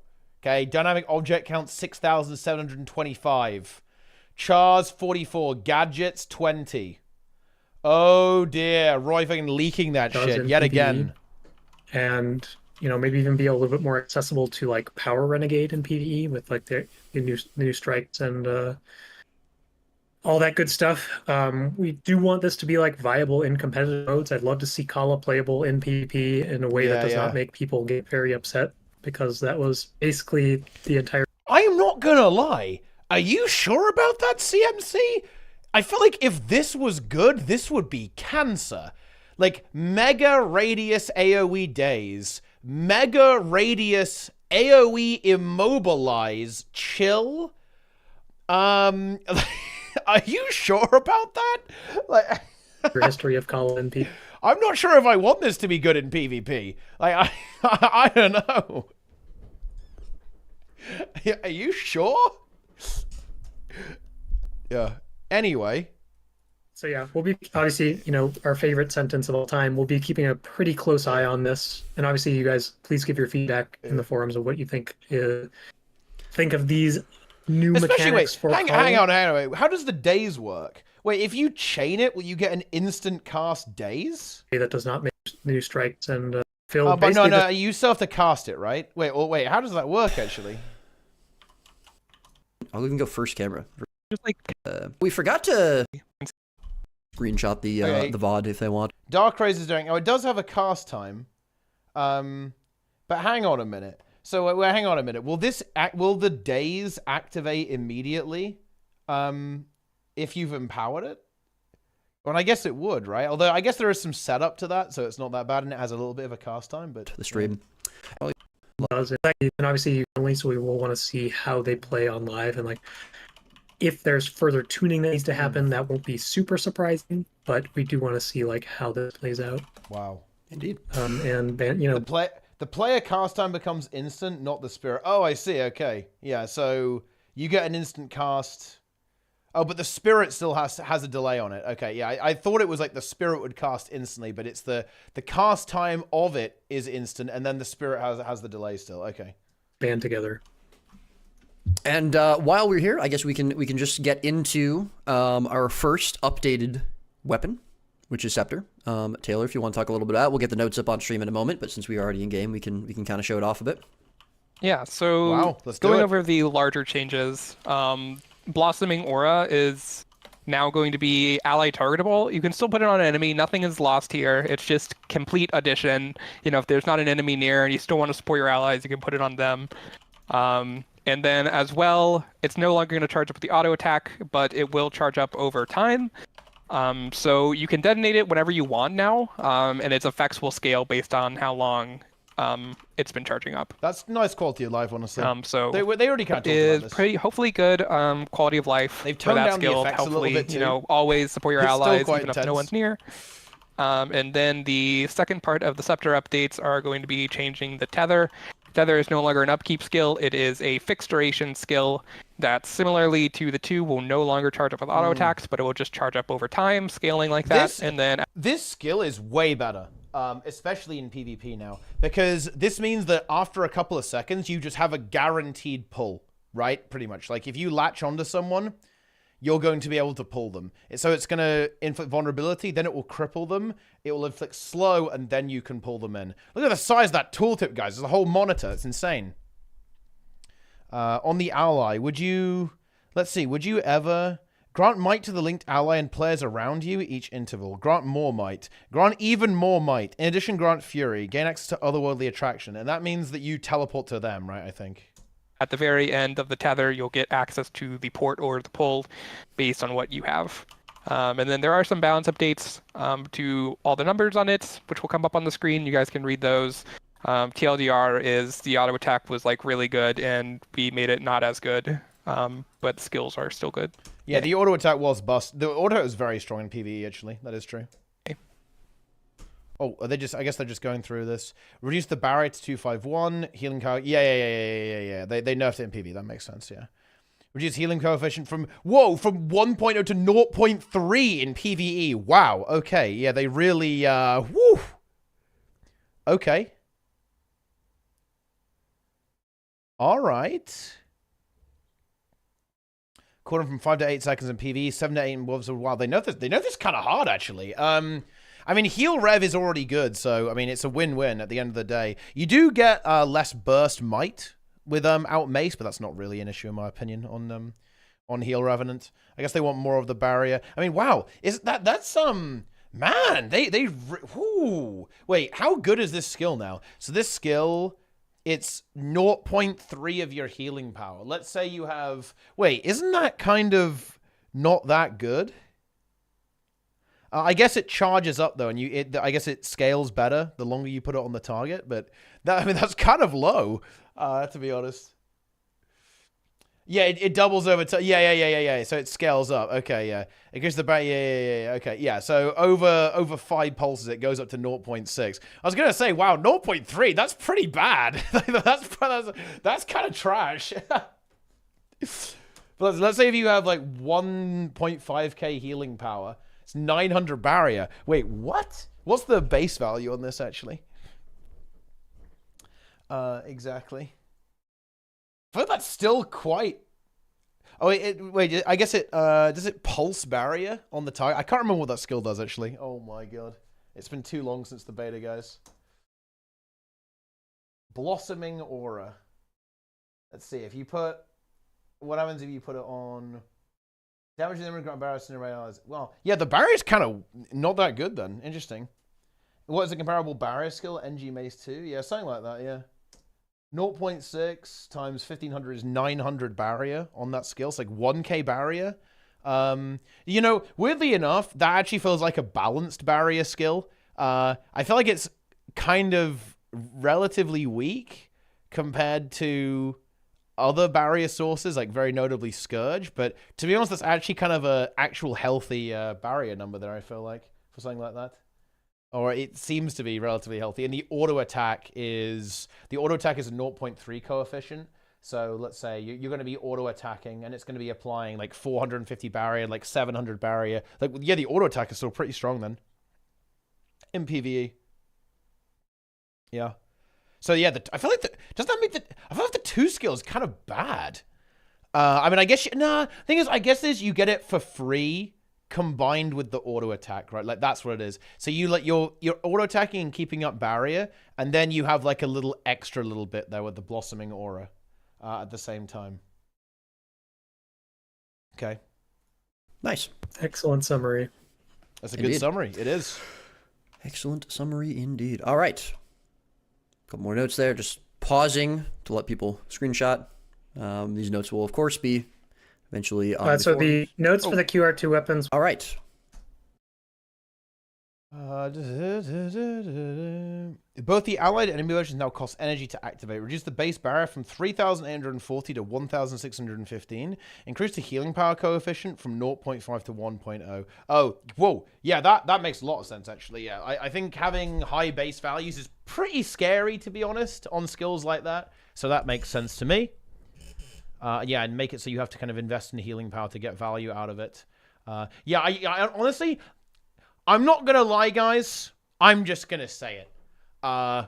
You know, this is one of those times where I really wish I could talk to the devs, like, off the record. Because I feel like they probably wanted to get rid of the allied... I don't know. Maybe the devs love allied targeting. But, well, actually, maybe they do. Because I think they are definitely thinking about PvP with quite a lot of these changes. And allied targeting, it's fine in PvP. It works pretty okay in PvP. So I think some of this stuff is PvP oriented. But, man, like, in PvE is so bad. Like, it's very clumsy to use. Like, the UI support really isn't there. But I think this is like a PvP thing, right? Like, it's a PvP kind of thing. Couple more notes I just wonder if they would want allied targeting in the game, or if they'd move away from it. Because I feel like it's a bit scuffed. Like, allied targeting is a bit weird in Guild Wars. Just pausing to let people screenshot. These notes will, of course, be eventually on so the notes for the QR2 weapons will not be part of the balance preview. These will be shown off in the final release notes when those go live. But feel free to, as Roy said, screenshot, watch the VOD. Yeah. And, you know, obviously these weapons are not coming with the March balance patch that we just previewed. They're coming with the QR2 launch. So they'll be out sooner. We're just showing off the changes now. And we can move on to Mesmer Rifle. Taylor, if you want to also talk a little bit about that. Take it away. Mesmer main. Yep. Trig main's a lot of these are just number adjustments. The numbers were pretty high on the weapon, so they went down. But a lot of usability improvements for the 2 and the 3 to hopefully be more snappy and supportive when you want them to be. And then the bigger change to Phantasmal Sharpshooter. In PvE, it's 2 charges, and everywhere it's going to hit a radius impact to stun AoE. So hopefully be a better crowd control tool and more. I'm actually kind of surprised. I am really surprised they're nerf. This is interesting to me.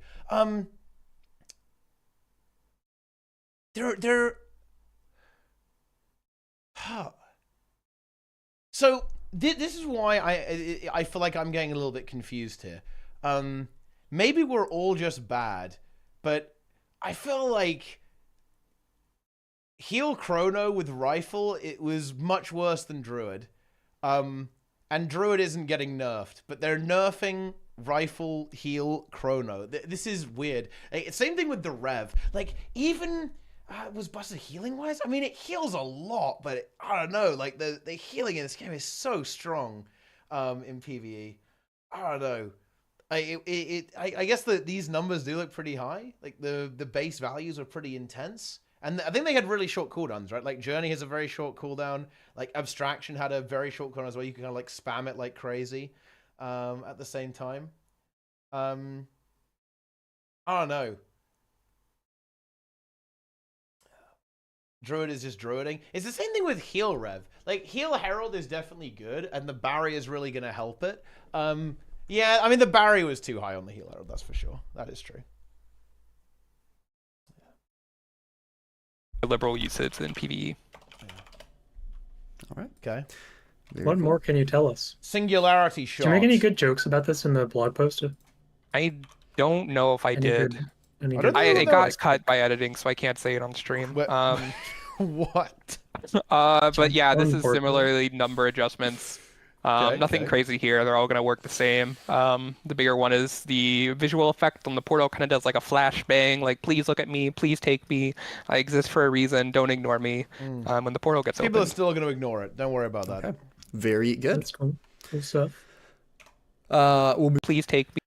Increase the cooldown from 20 to 30 seconds in World vs. World only, and reduce the cooldown increase from 100% to 33% in World vs. World only.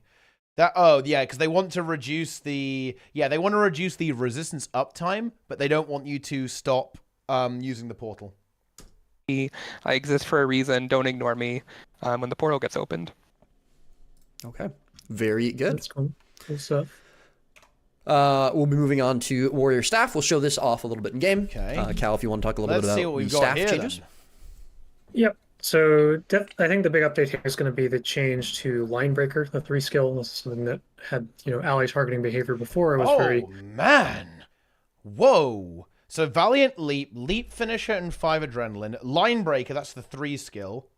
It's ground targeted. You arrive, you weaken enemies, heal allies, giving them protection, aegis, and unblockable. Yo, that's a good skill. So it doesn't stun break them anymore. That would be giga broken, obviously, with a skill like this.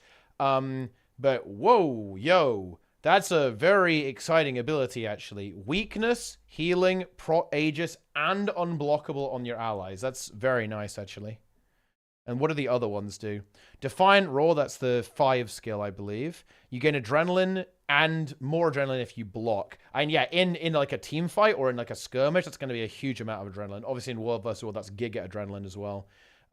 Yeah, that's like, yeah. Oh, it's capped at 6, so I guess you're capped at 11 adrenaline there, but that's still pretty good. The skill no longer grants boon duration to the user while channeling. Huh, that's kind of a weird thing, isn't it? And the Snap Pull, the skill now displays a warning effect to enemies during the casting time. Okay, so you can meme, I guess. Oh, yeah. This was actually funny. Rampart Splitter. This was... people were using this on DPS builds in PvP. I remember this. Like, people were playing Staff Warrior and dueling on it and stuff like that. So they're trying to make you not do that, right? Like, you got some purity of purpose here, guys. You will heal. You play this and you will enjoy healing. That's how it's going to be, guys. difficult to use effectively. So we just made it ground targeted, kind of similar to like Druid Staff, where like you obviously don't become a wisp here. Dude, the icons are really cool. Look at that. Run to a location and then do your final like roar that causes you to give all the bonuses you did before. So still available as that long distance. I actually really like that line breaker skill, because think about this, guys. Let's imagine that you're in like a 2v2. Oh man, this is cool. You could be in a 2v2 and on a node or something like that, and then you're pressuring an enemy. They use a block, and then the warrior can give you unblockable to either kill them or CC them through the block. I think that's really nice. So if you press this like right next to yourself, such that you're not going to need to move, it will just not bother moving and just use the final skill immediately. Oh, yeah, so that's okay. still a little too close. We can tune that number a little bit too. Yeah. But cast it close to yourself, it'll just fire off that buff to all your nearby allies and get that healing as well. We've also added a little bit of adrenaline to the kit because it was a little bit too hard to generate adrenaline on the support builds. Look at that effect. So we'll see that Valiant Leap skill 2 and also Defiant Roar on skill 5 are going to grant some adrenaline. You're not going to see it here in Roy's demonstration because it's going to grant you adrenaline if you affect another ally. It's not just going to say you're using the skill to go in and attack somebody to give you extra adrenaline, but if you are supporting your allies, it will give you some bonus adrenaline there. Okay. We've also added a little bit of a warm-up to skill 4, warm-up effect, so that enemies can see this a little bit better. fear not, this is not visible to your allies. This is just visible to you, the player, and all of your enemies. You can kind of see the attack radius coming in.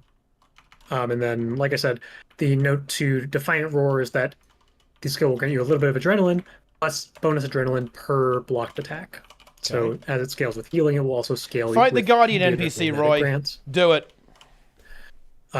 We also fixed a really annoying bug with the block itself, where it would just always interrupt when auto attack was enabled. So it should actually work now. Much the that should hopefully make everyone happy. We did also reduce the damage of the burst skill in competitive modes because it was just a bit too high. Yep. For a support weapon. Indeed. All right, Guardian pistols. All right. Pistols with a S. Two if yes, if you're multiple counting. pistols. Indeed. Taylor? It looks like some additional notes got added to this that were bug fixes coming in the next patch. So you can read them if you want. Wait, what is this? Like, what's going on here? This is clearly Dragon Hunter. Okay. Yeah. Interesting meme there. Fucking production value, man. What the hell's going on here? But pistols by themselves, pretty good weapon. Landed pretty well, but we just want to make sure it's competitive, especially the offhand and PvE. So it's seeing some number adjustments. And the 5 is going to charge faster, and also you can reactivate it faster, so you can hit people in melee range more reliably. But other than that, this weapon landed pretty well. Always going to keep our eye on it, of course. Pretty good. But nothing big changing with it. This was pretty good. Yeah, really. The biggest change we made for pistols was reworking the torch trait. Actually true. That's actually true too. I think, in fact, the way the offhand pistols were almost like got people predicting they were going to fix that trait just because of the way pistols were actually. So yeah, that is actually true. The biggest change to Guardian pistols is unironically the torch trait. That is true. Less mandatory to have multiple torches equipped on your Condiguard builds. Yeah, we love it. All right, very good. Ranger maces. Taylor, you can also talk about that one if you like. Taylor's going to be talking for a little while, I think. Oaken Cudgel. Yep. Anything interesting, particularly about Ranger, Taylor? Does it do anything to you? I don't know what you mean by that. What the fuck is he talking about? Does it possibly make you larger? What? Are you now going to be becoming larger more frequently? Who doesn't love see that? Where you go with this? Okay, that was an interesting setup.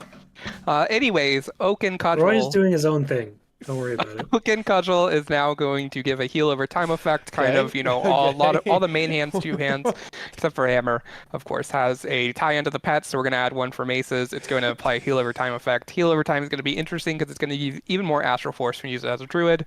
The effect is lessened when you're a soul beast because we want to make sure that it's not like crazy good. But we will be, bouncing around that as well. Wild Strikes getting damage reduction and daze reduction in PvP. In World v World, the damage on the skill was quite frankly crazy.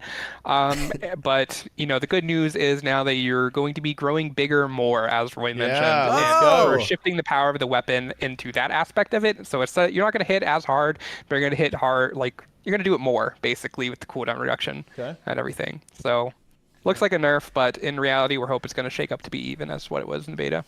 For anyone who is confused, you should go read the wonderfully crafted blog post that a Mr. Taylor Brooks made. It was a good blog posted post. to That our is true, website on Wednesday. Rangers smashed, Yes. I believe. What's not to love? Yeah, I mean the mace stuff know. I feel like the mace is it's like it needs some little tweaks, right? But it's honestly pretty good.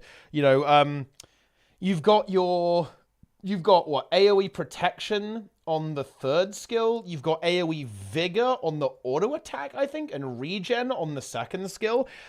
Really nice for heal untamed, of course, because it heals when you use your little omega skill. I guess it doesn't change that much for heal untamed because you were already pretty good on prot. You already had the might, where you've got the might now from the trait anyway. The protection application radius is nice, but I feel like you already had the proc covered with the staff unleash skill. But now you can take Warhorn on this as well, which is kind of nice. You can have Warhorn offhand and have mace. You can go like mace, Warhorn, staff on your heal untamed. So there's like a bit more flexibility on what weapons you can end up taking there. So this is pretty hype actually. I think that they're really heal untamed is kind of getting there. It really is. It's getting there, guys. Believe. Surely one day. Posted to our website on Wednesday. Yeah. But yes. What's not to love? I don't know. I don't. I honestly couldn't tell you. Yeah, you don't have stability, which definitely is a bit of a feels bad. But you know, unlucky, I guess. Did you not increase the grow big size? That seems like a pretty big oversight. Yeah, we Can might we grow do bigger? that. Yeah. Might What do if we were that 10 every times balance patch. Just increase it 1% every time. I hope so. Similarly, we're seeing the changes that, I was talking about, make you grow bigger. Nature Strings is going to last longer, so if you swap weapons and swap back, you won't lose all your stacks, hopefully, if you're, doing your rotation and everything, as well as number of stacks from 6 to 5, so if you just hit all your buttons, you're going to get it immediately. No more waiting for that next cooldown.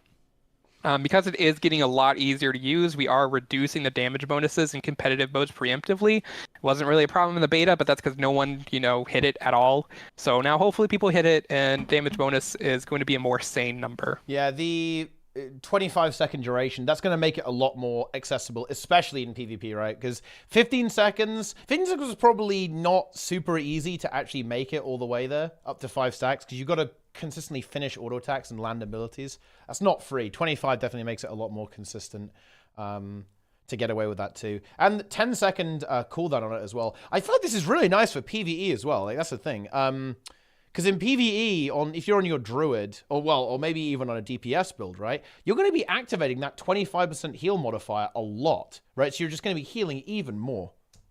As well as the bug fixes that made it into these notes. Yay. Yeah, look at that, guys. Yay. Wow. All right. Yay. Necromancer swords. Unfortunately, I'm going to have to call on you one more time, Taylor. This is like the auto But attack. well, it's really not that unfortunate because I think you love talking about these weapons. So yes, please, and we'll show these off in a moment. As a Necro main myself. Necro I'm not sure if you main. can really claim that title. Oh, really? I was more just talking about your love for the names of the skills, but you're going to see a lot of notes for Necromancer Sword, and they all mean that they're going to happen faster and they do more damage. So nothing is of note. The changes are going to be more apparent when you get in the game and play with it. What if you just read the names of the skills, though? Actually, when we go into Hungering Maelstrom, I think the good skill is on the next slide. Gorman Yeah, there's more of the same damage things working better. They've added more damage. Absolutely, now leap finisher. Yay. Whoa, look at these skill icons. Look at that shit. Let's go. Thanks. You can see they that. look really fucking cool, man. That is pretty fast. That's huge. That's crazy. It's crazy, guys. That's so insane. Oh my god. But basically, the big change that actually matters to everyone is the 5 skill got reworked. You see Roy just used it there. You're basically going to throw out an orb that explodes, fearing people, and then the reactivate ability is to drain the strength of enemies hit, which will give them weakness and you might, as well as it'll give them a little like life leech effect, kind of like we see on Dagger 2 or Core Shroud 4. Wow.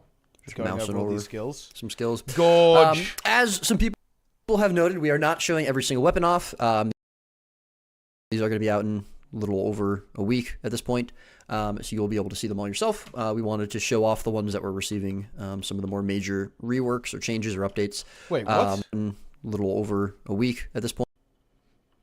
Just mousing over some skills. As some people have noted, we are not showing every single weapon off. These are going to be out in a little over a week at this point. Yeah. That means it's February 27th. Well, I mean, we already knew that, but I guess it's another confirmation. So you'll be able to see them all yourself. We wanted to show off the ones that we're receiving some of the more major reworks or changes or updates. But you're going to heal a lot. I see the healing numbers are pretty decent, especially on the third auto very attack. shortly. A lot of healing. So that's going to be Necro Sword. Can start moving up. Necro getting a ranged weapon is pretty juicy, right? Like, if you think about that, if Reaper is going to be able to use this now, you're going to have an actual good ranged auto attack. That's quite relevant, to be honest. Like, there is one thing that ANET could really do with adding. It is ranged power builds. You have to be really careful with ranged power builds, though, because obviously ranged is very, very good and power is very, very good. There's a reason why there aren't really any ranged power builds in the game. It's because any build that would be like that would be potentially very oppressive. On to Thief Axe, Cal. Do you want to talk about this one? Yeah, so Thief Axe, a lot of bug fixes. Yeah. There's a lot Not of super traits that surprising there, interact obviously. properly. Not super surprising. Um, Well, they are buffing Power Virtuoso. Also, I imagine that's that's another thing they want to do, because it is weird that this is probably not only for the sake of balance, but also their own sanity. Like, imagine being an ANET dev and reading an LFG that says, like, DagDCM Condi only, right? And technically speaking, that will give you the result you want, because you're going to get Condiverts and Scourges. But of course, what they really mean is DagDCM ranged builds only. It's just that pretty much there aren't really any good ranged power builds that exist. Like, you know, Power Virtuoso is only really played on HTCM. Like, Power Mech is just bad, right? It's just, they nerfed it into oblivion, right? There really aren't that many ranged power builds. So it does make sense that they do add some ranged power builds into the mix as well, right? So there is that. Some projectile behavior problems where some of these skills. That's true. They're doing Power Harb as well, actually, which is also going to be a ranged power build, because you'll be Harbinger, Shroud is ranged, and you're going to have Sword too. That's true. Yeah.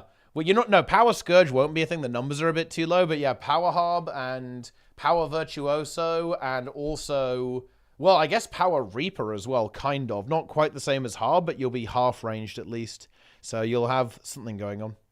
Bit more difficult to hit than we may have wanted. So we've cleaned up a lot of the projectile behavior, and also cleaned up, like, I don't know if I see the note. No, I do see the note here. Yes. So we've changed the dagger offhand dual wield skill to also recall axes at the target instead of at yourself. Okay. It's still going to port in, but the axes will aim at your target instead of yourself. So it's just a little bit more usable. A lot of usability improvements for axe, because, you know, obviously it did a ton of damage during the beta. But the main feedback we got is that there's just a lot of clunkiness with, you know, the skills or the projectiles or any of those things. So that was our main focus. And then, you know, we nerfed the damage a lot for PvE because it maybe did just a little bit too much damage. Not that much though, just some minor adjustments. Minor. And that's with like multiple traits not working properly. So, yeah, it was like fucking broken, guys. It was absolutely insanely broken, by the way, guys, in terms of its damage output. So yeah, you know, a couple of little nerfs, guys. You know, a few little nerfs. Modifiers. Think of what could have been. I think it was, what was it like? Wasn't it over 50k? It was like 50k DPS, and it was bugged. And people hadn't played, right? Like, people hadn't refined it either. So it would have been hyper busted if they'd fixed it and then not nerfed it. Could have been. If we could have hit 70k. Yeah, maybe. So hopefully a little bit more back to earth with the effects damage. 61k. Yeah. Maybe it was. Not much else to say. Yeah, they're just nerfing it, as you can see here. And they apparently we fixed a bug with preparation skills. That's not related to the effects. That's a good change. That is a good change. That is a good change. All right. Can we do this one? Wait, I think we did this one. Did we already do Mesmer? We did. We just love Mesmer Rifle. It portaled to the end of the PowerPoint. That was sharp, Roy. It's funny because it has a portal on it. All right, but here we go. Engineer's Shortbow, the moment everyone has been waiting for. A lot of reworks for this one. Oh boy. Taylor, you can lead us off with it if you like. Yeah, I will note that we might have done the bit where we forgot the class, except we literally did it with Elementalist. So if Cal wants to speedrun in his head what we did with Ellie. Wait, is there no slide for Elemental? There's no, wait, was this a bit? So, additional wait, was this actually a bit? There's no fucking way. Oh my god. Nerfing damsel. The weapon.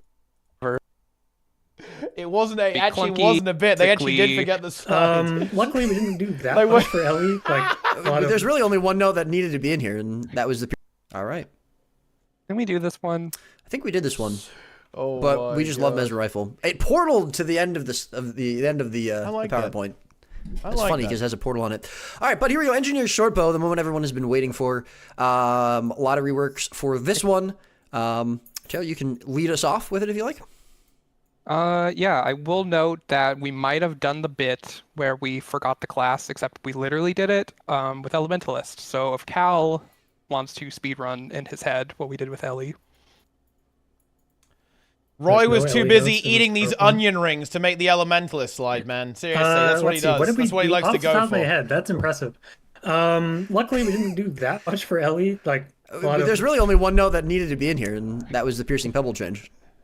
Yes, Piercing Pebble now pierces. That's a good one. Glacial Shot is now named Frozen Fusillade. No, okay. And I like that. That's Elemental fun. Unload is now Elemental Explosion. So Okay. that Oh, now what? there's Unload is a alliteration good. on every skill. Fine, No problem. fine. Slightly more seriously, we did update a few of the animations to be a little bit more spellcasting feeling. Yep. Like instead of just that is I cool. shoot my pistol, I shoot my pistol, I shoot my pistol. There's somewhere we're gonna be like throwing projectiles or casting projectiles instead of just a bunch of shoot animations over and over and over.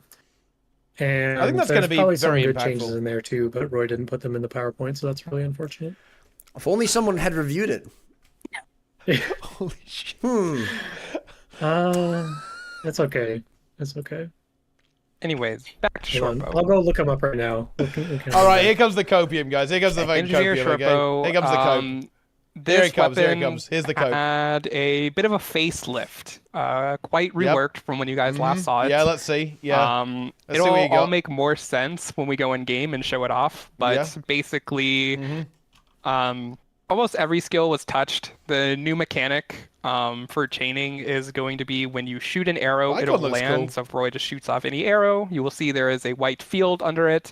And your next The arrow radius is still that lands in small, that to be field honest. will inherit an additional effect based on the arrow that last did it. Those are all listed in the tooltips, so if Roy wants to like hover over those so people can read them, like the 2 skill will make it grant might, the 3 skill will make it cleanse conditions, the 4 skill will make it give additional protection, and the 5 skill will make it daze. So a lot of the skills have been reworked. The 2 skill, for instance, is now going to give barrier and might.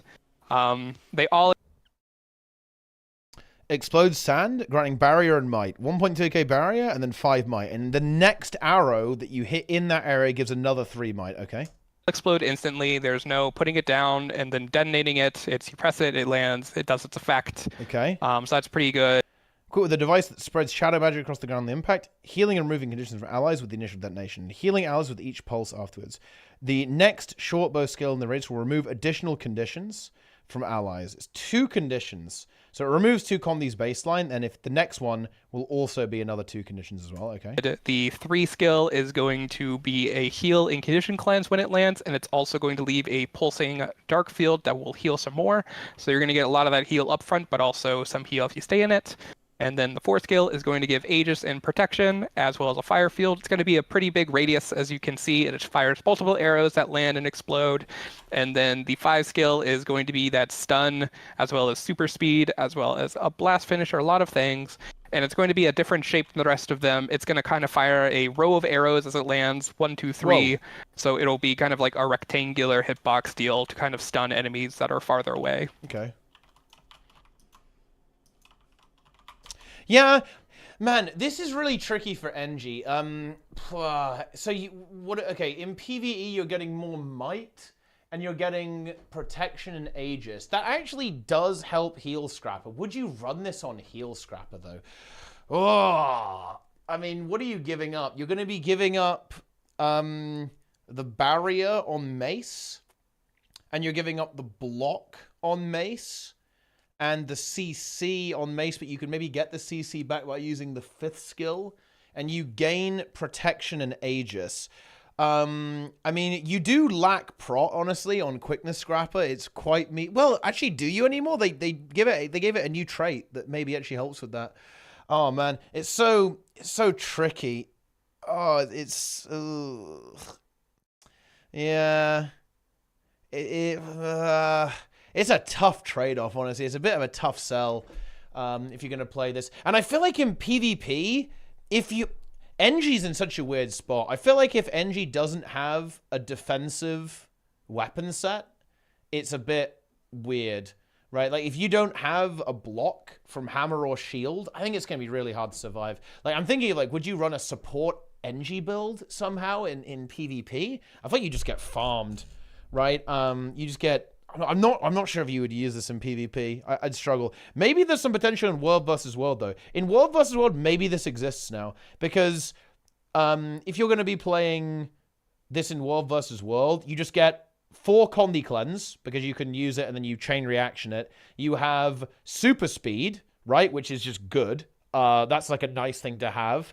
And Prot is always good, like a free Aegis in there. Little bit of might going on there, right? All that kind of stuff. So maybe I could see this kind of existing in World vs. World on like support engineer builds in World vs. World. Very good.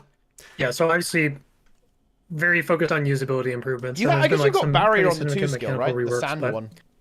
The big thing is making Shorpo feel like a lot more fluid to play and a lot more understandable to play, I think was the main goal. So would you agree, Taylor? Yep, for sure. Shorpo was pretty ambitious, but in real gameplay, it was very clunky. And, you know, we want our game to be moment-to-moment gameplay, and Shorpo just really didn't support that with what we wanted to do. So we made a big focus in making skills feel more fluid to use, as well as have, you know, reasonable radius for their effects like other support weapons. Yeah, new weapons are always tricky with NG because there's no weapon swap. Right, like other classes, the weapons can kind of directly swap in, because you can just add it to an existing build and put it on your offset. That's very difficult to do with NG because you only have one weapon set. Especially in PvP, I think. I think that'll about wrap it up. Unless, did you have any notes you wanted to share with Elementalist, Cal? I mean, it's mostly pretty minor stuff. Like, a lot of the feedback we did get during the beta was about like just how samey all the visuals felt. So that was like one of our larger initiatives for the updates. But we did end up nerfing the damage a little bit because it was a bit high as well.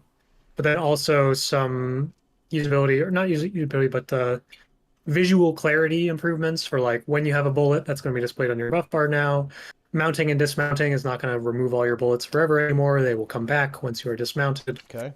There's some minor cast time reductions and stuff like that. They were in the chat. But really no like major massive changes. Wait, what is this? We have Cal CMC Cohen. Wait. Closeted NG main. Closeted NG main. I'm sorry, guys. Let me actually read that correctly. We have Closeted NG main, Taylor Trigg Brooks, Professor of Yapology, and then Roy is the professional role player. Very good. Yeah, that's actually going to wrap up the preview. It's going to be everything we wanted to show. There you have it. The first sort of part of that was the balance patch preview notes for March. Again, those notes will be posted to the forum after the stream ends. If you're on Weaver in Airfire and use 3 with a fire bullet, you consume a fire bullet, don't get an air bullet, or you get an air bullet bonus. Can't wait for that to never get fixed. Wait, okay. That is, I guess that's not ideal. The notes you saw for the updates to the weapons will not be posted on the forums right after the stream. Again, that's going to be coming out in QR2, so that's going to be before the March update actually happens, the balance patch. And you'll be able to get your hands on the weapons, updates and all, very soon. But yeah, obviously, thank you all for watching. As always, please send your feedback to us through the forums, through various other outlets. Taylor, as you know, displayed on the stream, loves reading Twitch chats, so I'm sure he'll be in there hanging out. And yeah, we, as mentioned as well at the beginning of the stream, we will be heading over to a little bit twitch.tv/JebroUnity. I think he was actually hanging out in stream. We'll be doing a little bit of a podcast with him, talking about some of the new weapons again. And yeah, 3 of us will be reappearing there, or potentially not necessarily reappearing with our cameras. We don't know yet. But either way, Cal and Taylor, any final thoughts for the stream? Why don't you go first, Taylor? Please. I could never. Taylor, can you get your dog to come on camera now that we're wrapping up? Dog. Sorry, not right now. Now that we have our 20-minute outro? Yeah, we still have plenty of time before the podcast starts, so we could probably just sit here talking for a little bit. Let's see, do we have any good news? Nice. Valentine's Day was a couple of days ago, so I know it wasn't in this PowerPoint like it was last year. Okay. But happy Valentine's Day. Wait, what? Did it end right then? Like, right as he was saying that? Like, wait, what happened? Like, wait, was that it? Talking for a little. Why don't you go? You go first, Taylor. Was there more? Wait, what happened? Did it just cut off right then? There's no nonsense. Not much else to say. We'll have some more nonsense in about. I mean, I don't know what time we're starting, so hopefully I have time to get lunch. Yeah, that's a good call. Okay, great. Well, as always, thanks everybody for watching, and until next time, we'll see you in the mists. Yeah, the fucking Doroya meme, dude. Great.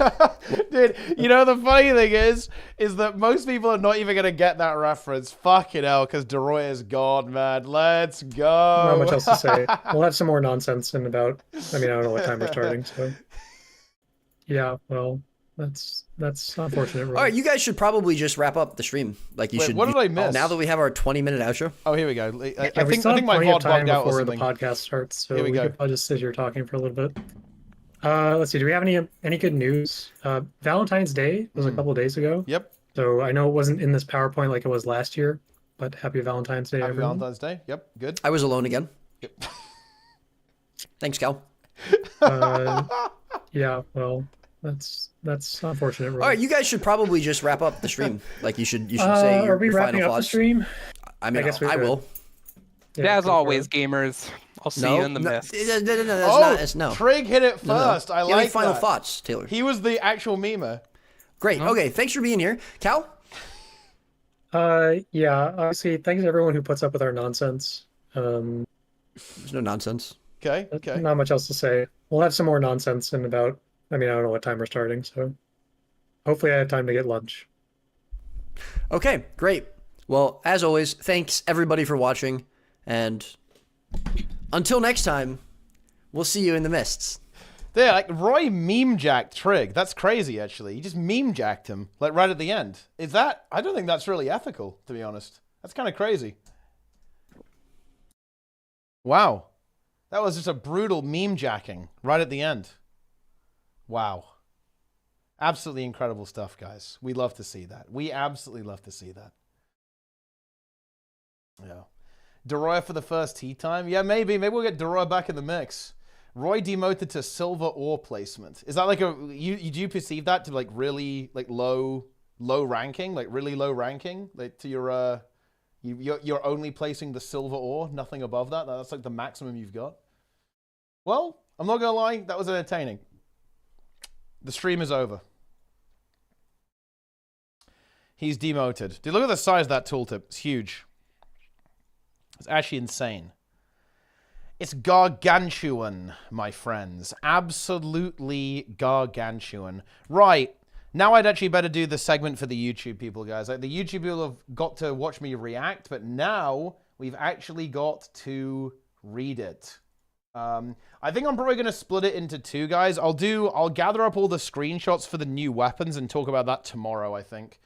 But for today, we'll just do the balance preview, and then tomorrow we'll do the weapon thing. Because it's really, really late. I've been streaming for 9 hours at this point. So yeah, we've been going a little bit. And we'll just kind of split it into two at this point. Hey YouTube. Guys, the YouTube chat, they really don't like XDD tree, so please do not put either XDD tree or a boba in the chat. Please do not do that. That would be a terrible violation of the YouTube people, you know? Wow, Luaran actually failed XDD tree. That's a bit of an expose there, actually. Holy shit. Can't even type XDD tree correctly. Yeah.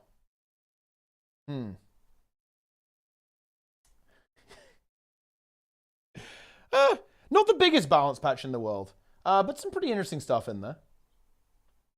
Yeah. Some pretty interesting stuff.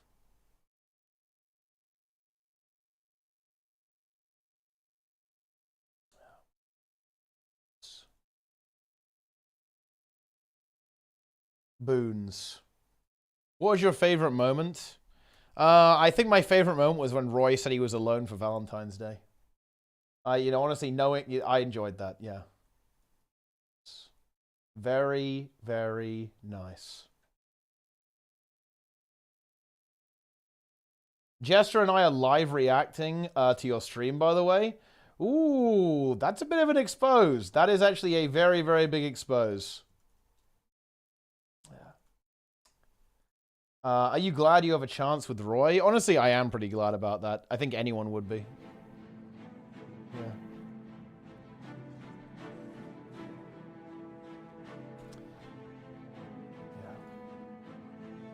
Spam this tree to make YouTube XDDD tree re. I'm gonna Dagda. Yeah, you guys like Dagda CM? What about Sarah CM?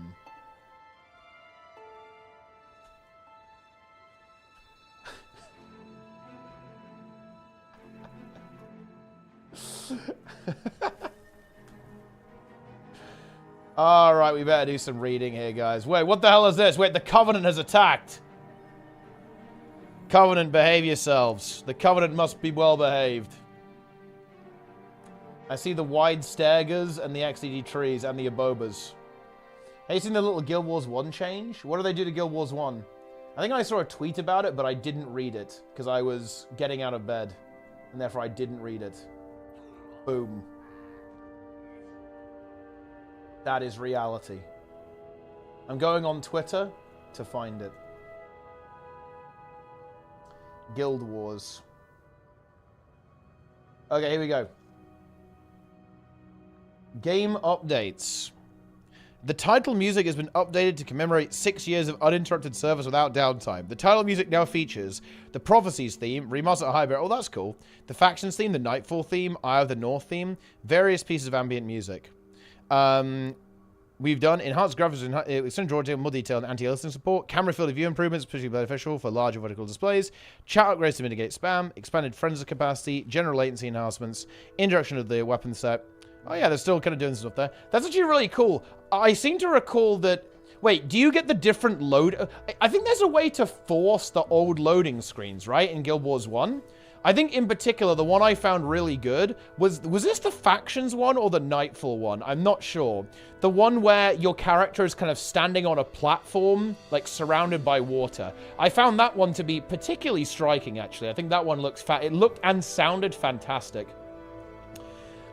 It's important that your MMO has a good loading screen, guys. Like, that is true. Like, your MMO must have a good character selection screen. It really, really must. If it doesn't, it's not a good game. It's dog shit. And we all know that, too. We all know it. But yeah, wait, what was it, actually? Wait, what the hell is this? Oh, it was loading the next Guild Wars 2 VOD. Check your weapon skills. Yeah, I mean, I know they added them, right? Did they add the icons as well, or did they, is it just the updated ones? Oh, yeah, no, it's just the updated ones, isn't it? Yeah, but the icons aren't there yet. Yeah, was it the Factions one? Oh, yeah, look, look, you can see it's on the Guild Wars 1 wiki. It'll be, I think you can actually already modify it. He did, look, do you guys remember this one? This one was kind of weird, right? Because your characters actually walk back and forwards when you, you know, when you selected them. Yeah, this one, then it became like the more normal. Yeah, this is like the Factions one. Yeah, this is the Nightfall, and this one was also pretty cool, actually. And you got the Eye of the North one, which is like the one that you have today, actually. Man, dude, Guild Wars 1 was such a Kuma game, dude. Holy shit. Like, you know, modern ArenaNet would be disgusted with old ArenaNet, you know? Old ArenaNet, they, you know, absolute Kumas, let me tell you that. They were female characters in that game, guys, like body type 2 characters. It was, yeah, it was something. It was definitely something. Alien Wood to June Part 2? Oh yeah, definitely, yeah. I think that's probably a movie that I will actually bother to go and actually see. Recently I want to start doing fractals for the first time. I'm around 8 or 9, I believe. At which point could I expect to be yelled at for playing a terrible condition damage build? I like it, but I can tell it doesn't perform good. Well, to be honest, you should change your build now. Because why not? Right? Like, if you know that you're basically playing a bad build, it's not going to get to a point where you're holding people back. You're already doing that. Like, if you're basically playing a scuffed build and you know it's not doing well and you know you're not really performing as well as you'd like, then why not fix that immediately? Why wait? Why wait until it becomes a problem and you get stuck or you get flamed out? Why not change that behavior now so you don't get flamed? So this is like, there are loads of things that you can control to prevent yourself having negative interactions, and that's definitely one of them. Man, this is a big meme. The recent Sneb time got uploaded, guys.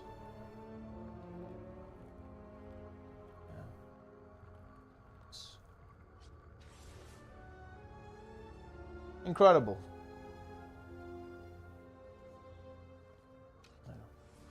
Very good.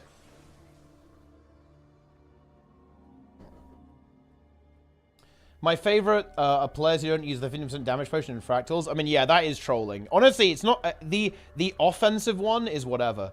The defensive one is actually the broken one. That is the giga busted ones, my friend. That is how it is, guys.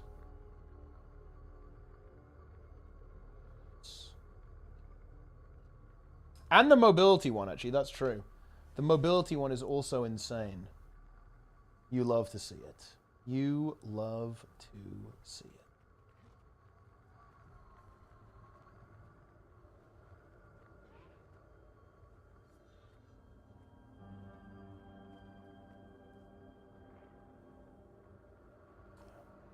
Yapping? I mean, look, I'm reading YouTube comments right now because the YouTube comments are annoying me.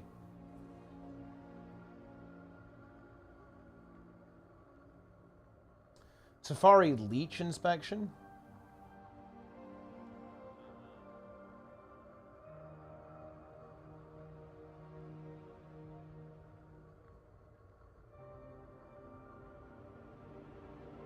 Yes.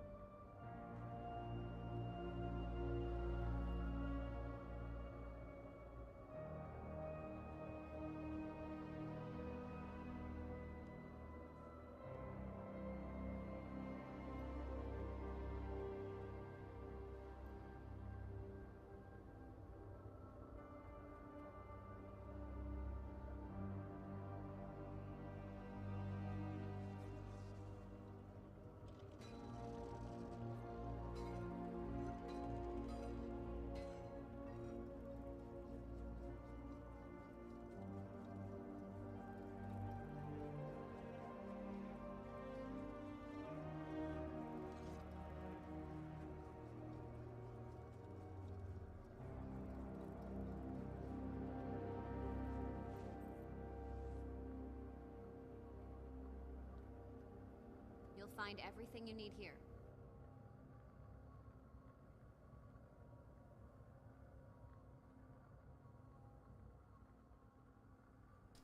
But yeah. Rate the PvP changes 1 to 10. I haven't looked at them yet.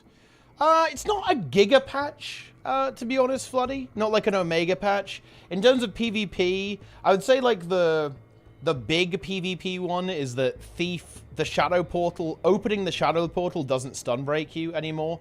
So it's going to kind of force the Thief to escape through the portal. They can't just use it as an extra stun break, which I would say is a pretty decent change.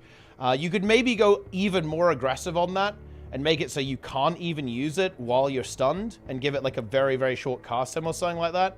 But I still think that's a pretty good change. I'd say that's like I think that was like the big PvP one. They're trying to bring Fresh Air Catalyst back a little bit, but it looks like the changes are fairly minor here actually. Like some slight Tempest buffs in PvP, like to make it keep up with Firebrand, I guess, as well. But like, yeah, I think a lot of this stuff, it's mostly, I think it's mostly world versus world, actually.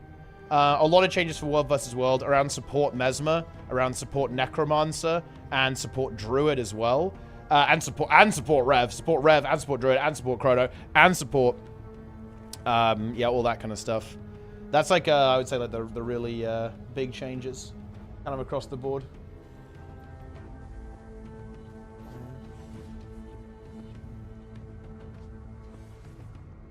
Yeah.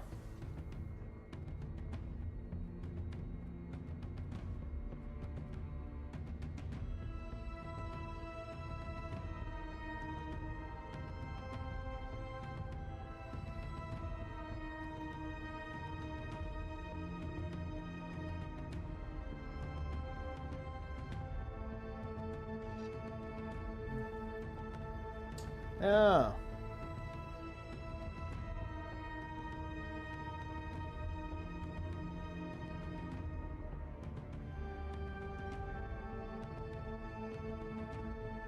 What do you need? Nice.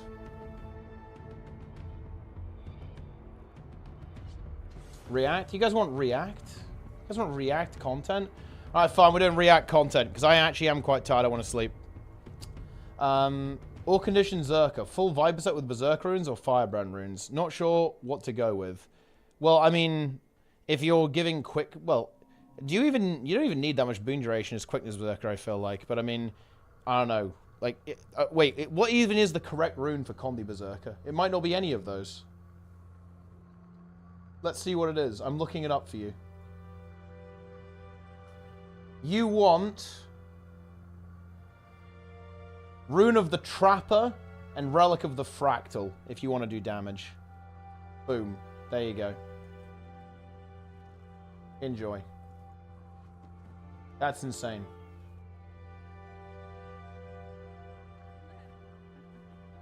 Enjoy. What are your thoughts on the new short bow for Mechanist? I mean, not gonna lie, I'm not entirely convinced. I'll talk about it a little bit more tomorrow, though. We'll talk about that a little bit more tomorrow. For today, we talk about the balance patch. The balance patch is our topic. I think the kind of the pretty significant stuff here is like the Rev rework, like the Renegade rework, and the Thief stuff. The Thief stuff is pretty impactful, I think. Warrior is, like, they're buffing it in PvP a little bit to bring it back. I think Warrior definitely did fall off a little bit. One of the classic builds in PvP. It's never going to truly go away, but making it a little bit better. Wild Blow being like an anti-block ability is pretty interesting. Like, you're against a ranger or something, you can just, like, boom, break through that block with Wild Blow. Which is kind of nice to, like, break through that and deal with that. It's pretty cool. Yeah, Rune. Cone. And yeah, a lot of the nerfs, I think, yeah, World vs. World patch. Buffing Hammer a little bit. I think this is kind of preparing for Mace, right? I think they're envisioning you running, like, Hammer and then Maces in PvP. Something like that, especially with the new Wilderness Survival stuff. So you kind of lifesteal your way through it, and you use your Condi cleanse from Empathic Bond in the Major, right? So you don't need the Condi damage stuff. You take the Condi cleanse in the Master area, then you take some extra lifesteal and more damage in the Grandmaster instead of going with the Wilderness Survival stuff. Does seem they finally gave some thought to Warrior. You know, I am sorry, you have activated my trap card. They finally gave some thought to Warrior. Warrior, of course, being one of the most consistently meta builds of all time in all game modes. Warrior, meta in PvE, meta in World vs. World, obviously, and historically meta in PvP as well. Like, when people say this stuff, I have to make fun of them. I'm sorry. I have to engage in cyberbullying because it's unacceptable. Yeah, that's how it is. A friend of mine plays one and was disappointed by Dragon Slayer. Well, the thing is, that's not Warrior. That's Guardian, and it's not Dragon Slayer. It's Dragon Hunter. So they literally play not even the right profession. You know, that's Guardian. That's yeah, that's what that is. Yeah. Except when they nerfed banners. I mean, they did nerf banners. Guys, quickly remind me again. Who nerfed banners in which dev nerfed banners, guys? Can someone give me a quick little reminder on that?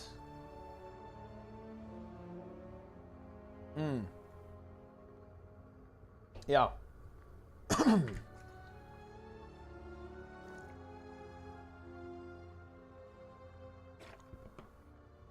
Oh yeah. That's right. It was solar. Anyway, we better get into these notes. We better get it done, guys. Banner Slave. That sounds like the name of a fun build that we should reintroduce. I think it would be really funny if you did that. I'm pretty sure people would hate it, but it would entertain me, and therefore you should do it. So you better get on that, to be honest. All right, then. Wait, I need to turn off the sound effects. People are letting off fireworks here. That is unacceptable. That is completely unacceptable, guys. All right, then. Here it is, gamers. We've got a preview for the March balance patch. A variety of things are happening. They're nerfing a lot of support builds in World vs. World because the boons, they're out of control. They added new healers. The healers were really good. They got to chop them down. We've got reworks to arcane skills. They're buffing Tempest a little bit. They're making Power Hollow hopefully pretty juiced up. Guardians can move around with Sword 3. Wow.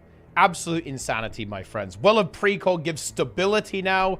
Goodness me. Power Mirage. Didn't see that one go. We've got Power Mirage. We've got Power Harbinger. Oh, I think, yeah, people are going to get hyped about that one. I think people are going to enjoy that. That's true. We got Power Harbinger. Thief is actually they finally remembered that Quickness Thief exists and that Deadeye exists. That's right, guys. Piercing rifle abilities. Wow. That's insane. That is just beautiful stuff, guys. That's what we like to see. But anyway, let's go ahead and get into it. We're going to go through it one by one. We're going to start with the least important class, guys. Elementalist. Nobody cares about Elementalist. Not even Ellie mains. Never mind the fact that most of ANET staff are Ellie mains at this point. Oh, I guess first of all we should say this. Relic of the Fireworks. So basically, they actually fixed this. Some skills didn't trigger it. This was stuff like Grenade Barrage and like Greatsword 5 on Guardian. This is probably going to increase the prevalence of Relic of Fireworks on these builds and be a slight DPS increase because 7 is higher than 5. So, good news! But anyway, Elementalist. So, they talked about this a little bit on the stream. They nerfed down Fresh Air Catalyst, you know, quite a lot. And now they want to bring it back by making Water Trident a little bit better. Will that make up for the fact that some of its abilities have like 1 second durations? I don't know. Probably not. But it is what it is. Couple of the like slight buffs. They're being fairly conservative with some of this stuff. To Sword, right? So all of the Sword 2 skills are getting modified a bit, like Polaric Leap, the dash ability, cooldown's going down, the evasion, the evade, Earth 2 is also having its cooldown reduced there as well, and Rust Frenzy, similarly to Guardian Sword 3, you can also move while using it, and that's actually like a subtly powerful change there as well. This ability does hit pretty hard actually, and the fact that you had to immobilize yourself in place, I mean, you had to kind of like combo someone into it, so you like land something and then you're able to get the Rust Frenzy going on them. But obviously, now that you can move, you can kind of like chase people around there with that stuff there as well. But yeah, that's some content there, guys. Yeah, and they also, yeah, of course, poor old Fresh Air Weaver had a bit of a tough time. You know, it suffered at the hands of the poor old Fresh Air Catalyst. Unlucky. You hate to see it. And yeah, that's also not really changing here as well, as you can clearly see. One with an interesting change here. You get super speed of 3 seconds whenever you attune to air, but it's reduced when you have the Fresh Air Troto Cut. So basically, they're putting it back to normal for non-Fresh Air builds. That's what's going on there. I think the really fun thing here is the arcane changes. Definitely, a lot of Elementalist utility skills, and honestly, a lot of utility skills in general have been a little bit out of date for a long time now, to be frank, and they're trying to spice these up a little bit, and I think they'll probably do this for other utility skills down the line there as well. But check this out. So the heal skill, Arcane Brilliance, you get bonus healing when you actually blast a field. That's pretty cool, actually. Arcane Power doesn't share out Ferocity or whatever, and crit chance to everyone around you. It doesn't do that anymore. Now what it does is you just get a flat amount of Ferocity for 5 seconds. And it has a lower cooldown. I feel like this skill... I mean, I guess it's kind of hard to make these skills interesting, because right now this is basically like press button and you do more damage for 5 seconds, which is kind of a weird ability. You know, honestly, it's the most Elementalist skill of all Elementalist skills. And honestly, I feel like the Ellie mains might like it. Like, oh, I can press a button and just do more damage for 5 seconds? Yo! That's pretty big. So, I don't know. There's actually, like, some version of reality where this ends up being good, obviously. Like, especially if you're like, a build that has a really good burst profile, which Elementalist does have a lot of the time. So maybe you can, like, really nuke people. Love to see the numbers, obviously. in this regard to see how that one works out. But yeah, it's just being changed a little bit, and this is a bit of a theme here with the other arcane abilities. Arcane Wave, this is the AoE one that you can blast people with. You now leap to the target area before doing damage, so it's a mobility skill, and it will daze. 600 range compared to 900. That kind of differentiates it from Arcane Blast a bit more as well. And the radius is down to 240, which is quite small, actually. But the power coefficient is going up a fair bit. Ammunition charge recharge time is now 25 seconds in PvE only as well. So I feel like the place where you're most likely to see this exist is probably going to be PvP. A bit of a tough sell, I feel like. Like, Elementalist utilities can be pretty competitive at times, and they're often quite utility focused. And I guess you could use this as a disengage skill, but you're going to be competing with stuff like, you know, like Lightning Flash, for example. And this is kind of like Lightning Flash, I guess, a little bit, maybe.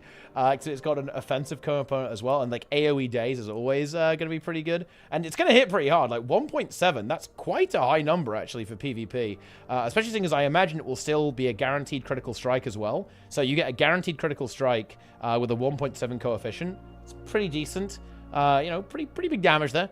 The trait got changed as well. So instead of getting some condies whenever you use an arcane skill, now what's going to happen is that it gives them a special effect. So Arcane Brilliance gives you protection. Arcane Wave, this is the leap, will immobilize and daze targets that it strikes. Arcane Shield will give you stability, and Arcane Power will give you even more critical strike, guaranteed critical strike stacks, basically. And then Arcane Blast, that's the projectile, is going to blind enemies that it strikes. Like, this trait is weird, to be honest. They mentioned this on the live stream, and they're very much correct here.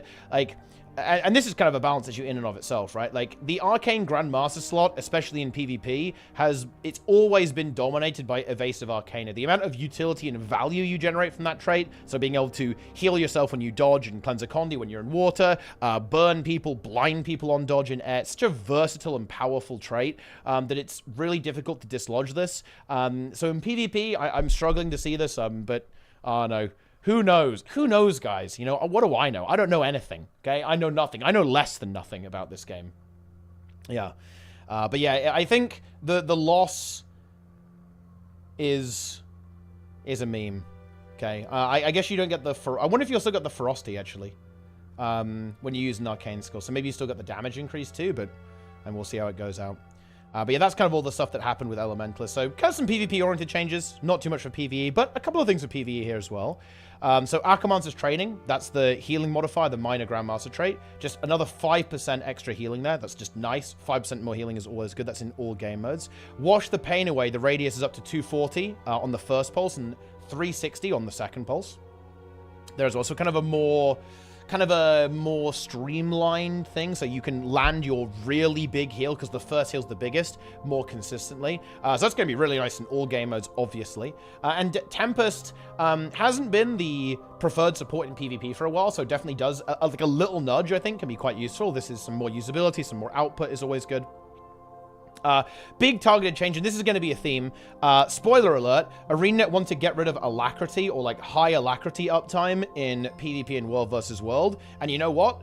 They're completely correct in doing that. High alacrity uptime in competitive modes just isn't good. It accelerates the uptime you have on your defensives, on your other support abilities, on everyone else's other support abilities. It's just not really that healthy, to be honest. And yeah, a lot of classes that had alacrity in World vs. World, that's simply being removed and being turned into might. And Lucid Singularity is the first example of that, with the alacrity being might in PvP and World vs. World.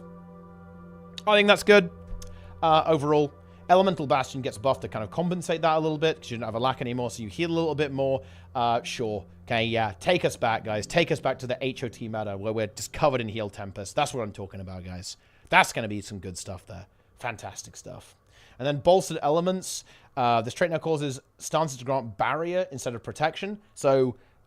protection instead of barrier. Like, in general, that's probably going to be a little bit better. Like, protection is very good, as it turns out. Like, high protection uptime is very, very powerful. Wait, is that still showing like a oh, no, mind. I thought it was like still showing like the really old version of this trait, but no, it just has double effects, doesn't it? Yeah, you gain barrier when you activate your stance, and whenever you get hit really hard, you also get the free stone resonance for the barrier there as well.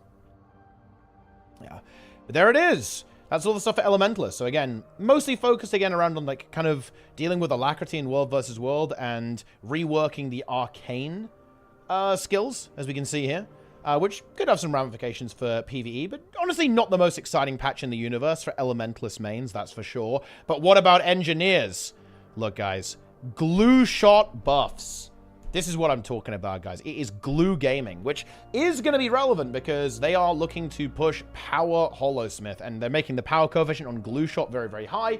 You can use sword pistol on your engineer build, and that's definitely where they want you to go.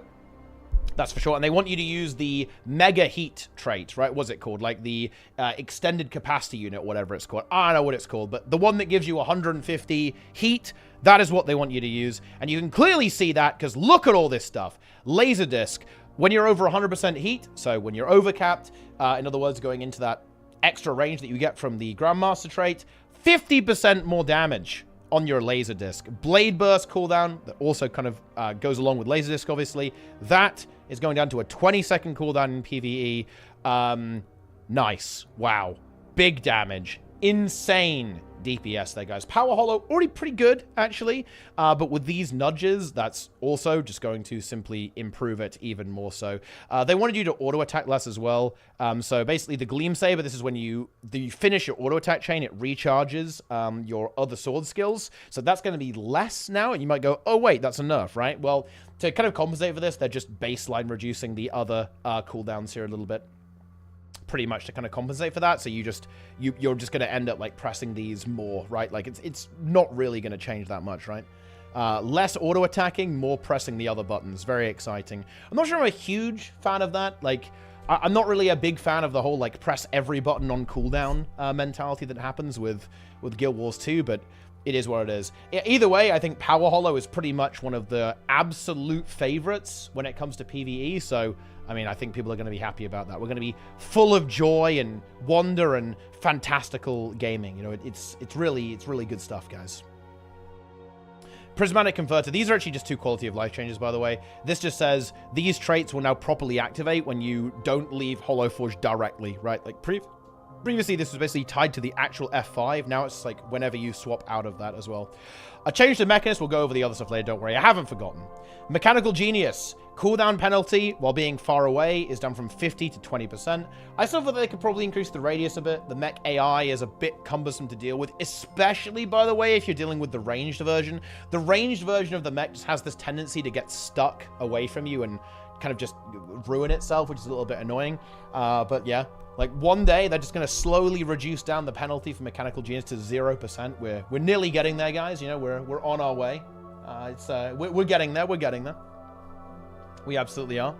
And then we have an assortment of changes. Kind of some quality of life bug fixes here. Infusion Bomb was giving low boons. It was a very low amount of boons. Med Blast has a wider cone, so it's easier to land. That's the auto attack on Medkit. Bandage Blast, this was a bit janky after they reworked it. They've de-janked it. Grenade Barrage activates Relic of Fireworks, so Fireworks Relic is going to be much more consistent. That's, you know, I mean, that's nice, you know, it's good stuff. Automated Medical Response, boring passive trait. Now you give regeneration to nearby allies when you use your healing skills. Tool Belt skill does compete with Overshield in this case, so probably not going to be running this on support builds realistically, but yeah, they can probably change it at a later date.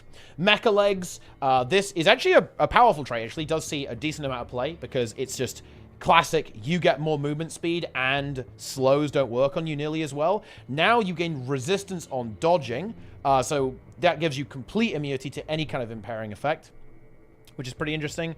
I guess the only thing is that I guess you can't remove Immobilize from yourself or make it invalid because you can't dodge while you're immobilized to get the resistance. But in general, I feel like this ends up making it better.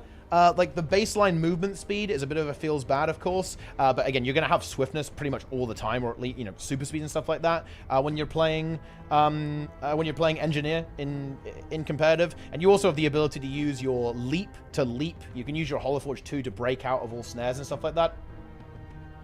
But anyway, that's how that one works. And then Bunker Down. This trait now disables when triggering, disabling an enemy, so when critically striking. They actually mentioned this specifically. They wanted to make this a little bit less consistent. In other words, like you could just keep proccing it again and again for free and make it a little bit more active. The mine spawns near the player. That is actually quite funny. So like when you stun someone, you like throw a mine out at them, and they have to try and not tread on it pretty much, and it does a bit more damage. And of course, it cleanses a Condi and it heals more. You can activate it less, so as a result of that, you don't get as many activities. You don't get as many procs, but there it is. But again, fairly minor stuff I want to say here. Like they're buffing rifle NG in PvP. I don't think there are any rifle builds that are really existing in PvP right now. It's very much a lot of builds are kind of centered around shield or hammer, and that's kind of like NG in a nutshell, to be honest. Like sword is pretty big. Like hammer is obviously pretty big. Not sure about rifle right now, but I think people do like rifle. Like it's one of the fan favorites, I feel like, for NG. So just trying to bring some power back into the game here a little bit with that rifle. But again, fairly minor stuff with NG. Power Hollow getting buffed up pretty nicely. Couple of bud fixes here and there. We love to see it, guys. Moving on to Guardian. It is Guardian time. Here's where the content begins. Zealot's Defense, sword number 3.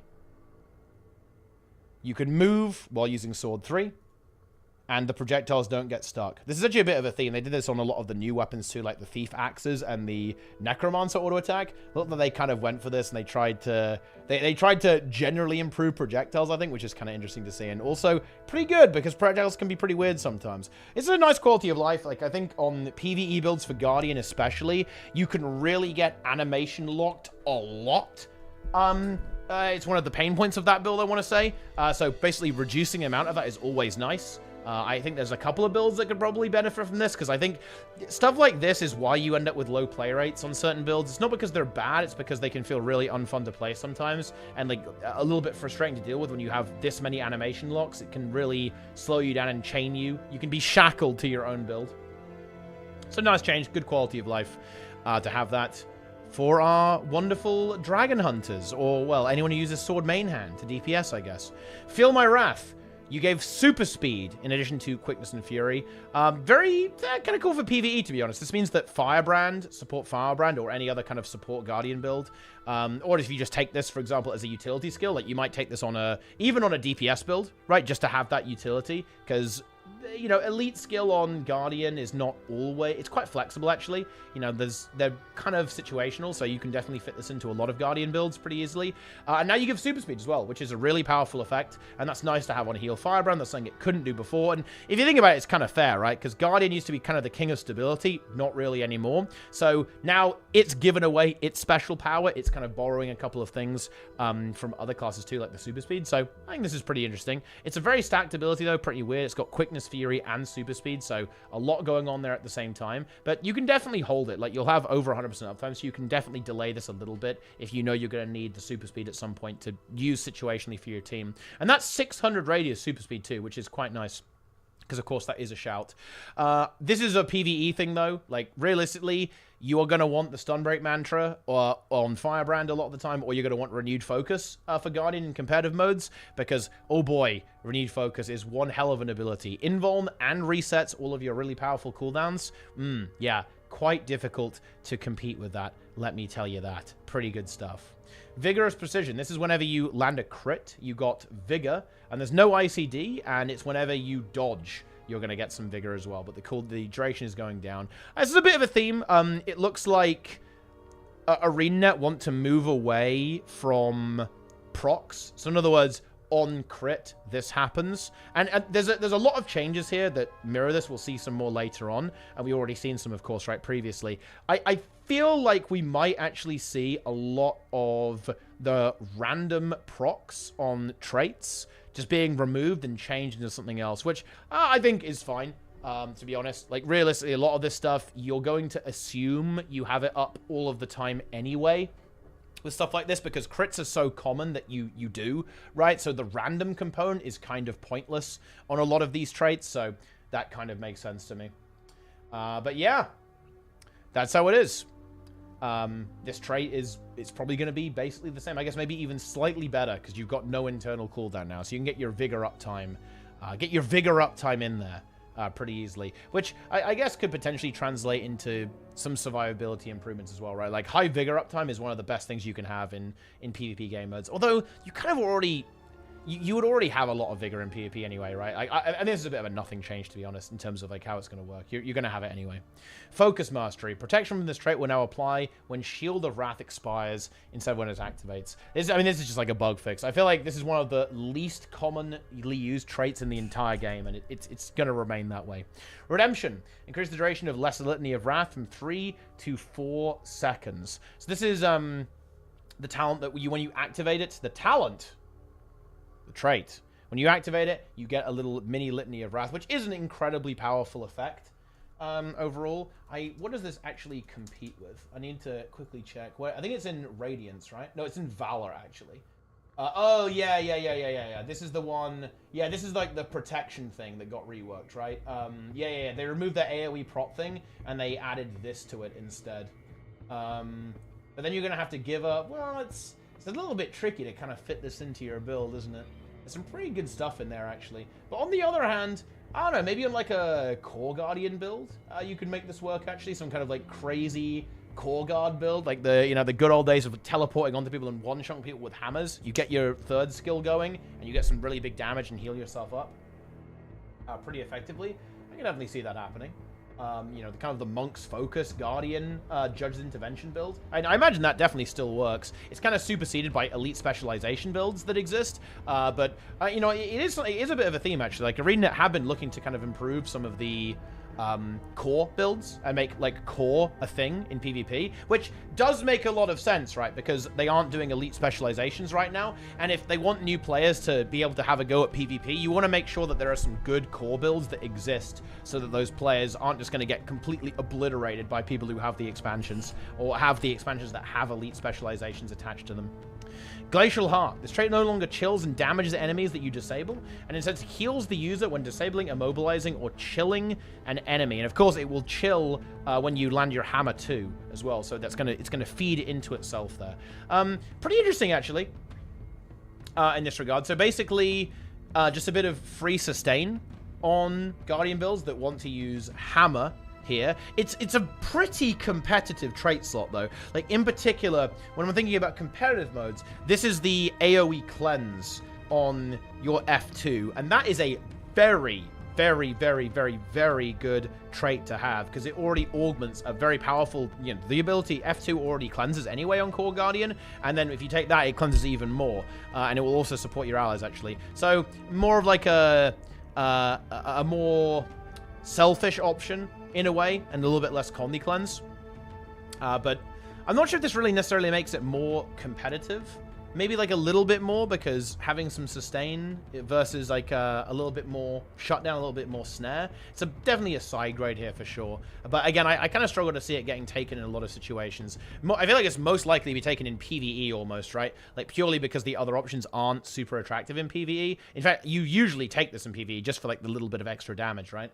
But yeah, it's a bit tricky. Oh yeah, and it's the 10% on Virtue one, isn't it? Whenever you use a Virtue, you get 10% damage. So that's like really tricky to justify this, to be honest, because it's got some really, really stiff competition to take this.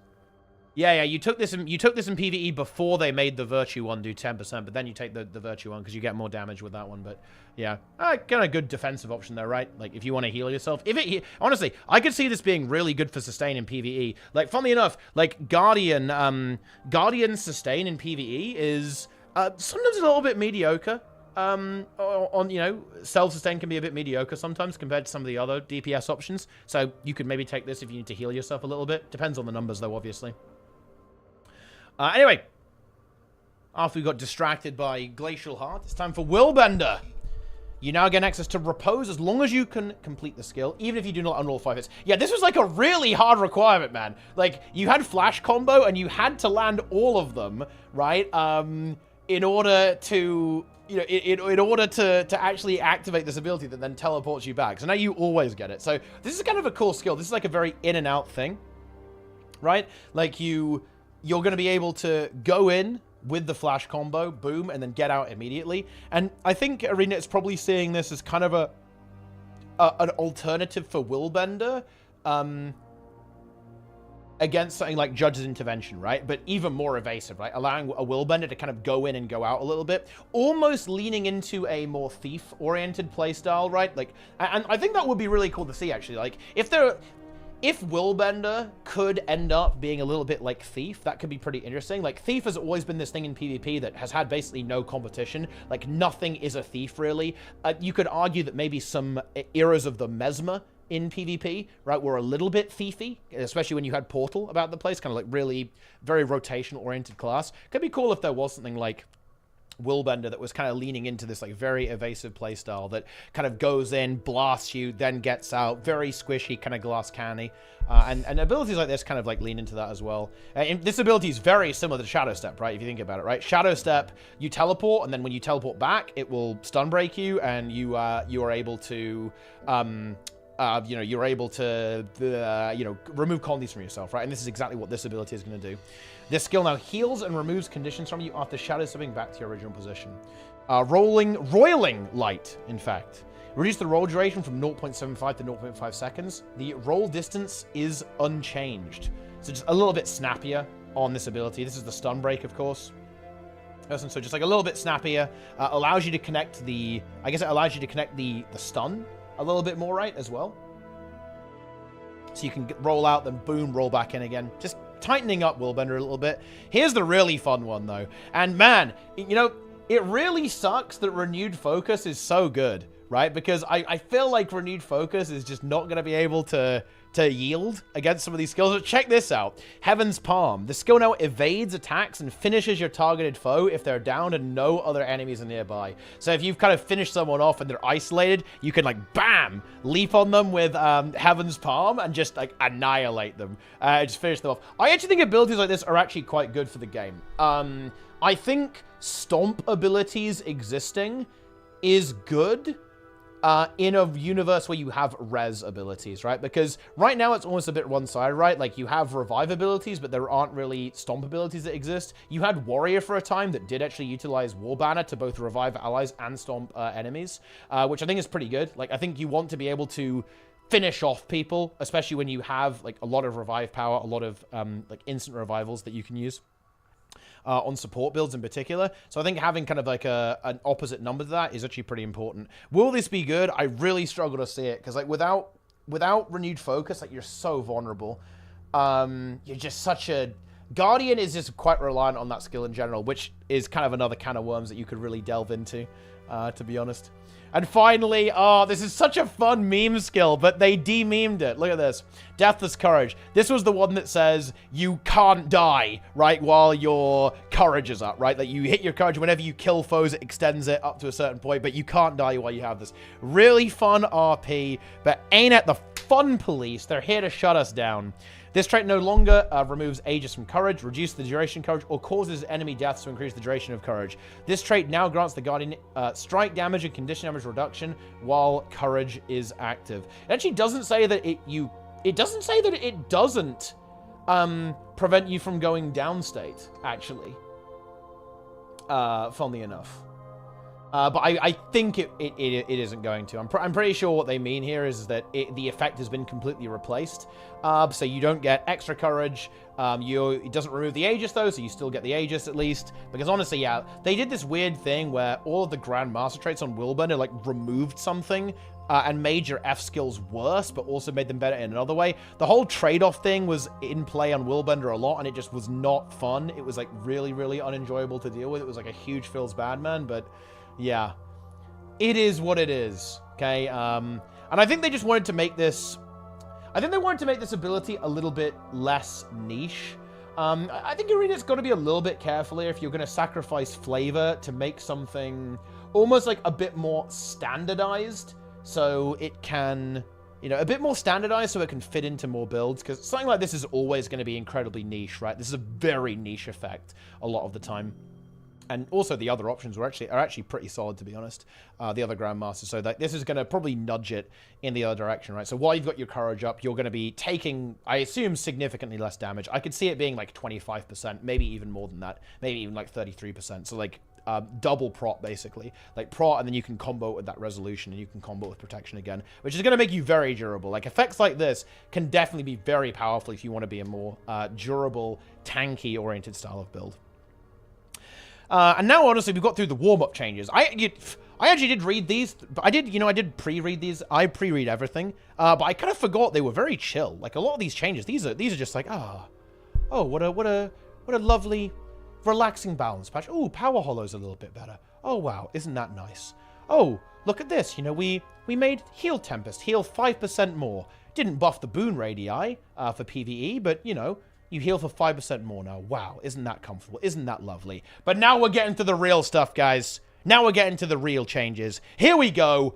World versus World. Mesmer getting the hammer. Null Field. Reduce the field duration from 5 to 2 seconds in World versus World only. Reduce the number of pulses from 6 to 3. Whoa. Okay. Oh, no. That is a brutal nerf. Of course, a very powerful skill. A complete, you know... it is like one of the quintessential World versus World skills. It removes boons, it clears condies from your team, and all of that with a ranged package as well, and a pretty damn short cooldown. All of that at the same time. This is a pretty insane skill. And wow, it is basically getting nuked, pretty much. And I think that they want to really tone down support in general. We're going to see a lot of nerfs to supports across the board. We see Mantra of Concentration is getting nerfed, a less stability, more cooldown on this, so you can't rechannel it as often to, again, give that Aegis and stability out. You're not going to be able to spam charges as much. The stability duration on the actual Mantra itself is under 3 seconds from 5. Big nerf there, actually. The stab up time on this was really, really high. Don't worry, this is World vs. World, and it's still really high in PvE. On that one. Chaos Aura duration down, so way less boon spam, because of course the Chaos Aura, whenever you get hit, you get random boons, which inflates the boon count and makes it harder to deal with boon strips and so on, right? Temporal Enchanter, no more increased duration on glamour skills. Guess what? That includes Null Field, so that is going down as well. You're still getting the super speed, of course, and you're still getting the resistance. Sympathetic Visage, less Condi cleanse whenever you summon a Phantasm, so less cleanse. You are getting some stability back on Well of Precog, but you're going to have to commit a second utility skill. And again, this is an intelligent change, by the way. In PvE, you can definitely get away with this on the Heal Chrono build. Your util skills are really flexible. So, and honestly, you won't need to. Like, Mantra's still good, but you definitely could. But in World versus World, you do not want to be committing 2 utility skills to stability. You really don't. Like, Mesmer utility skills are just godlike in World versus World. You've got Illusion of Life, you've got Veil, you've got Portal, right? Of course, guess what? You've got Null Field, right? Like, all these really, really powerful tools. You're not going to want to commit 2 of them to just giving stability. Especially seeing as, like, the radius on this is, you know, it's not going to be trivial to land this, right? And you won't get full value out of it because it's a well. Nice for PvE, though. What this means is that Chrono now basically has stability and Aegis in one button. Ooh, spicy.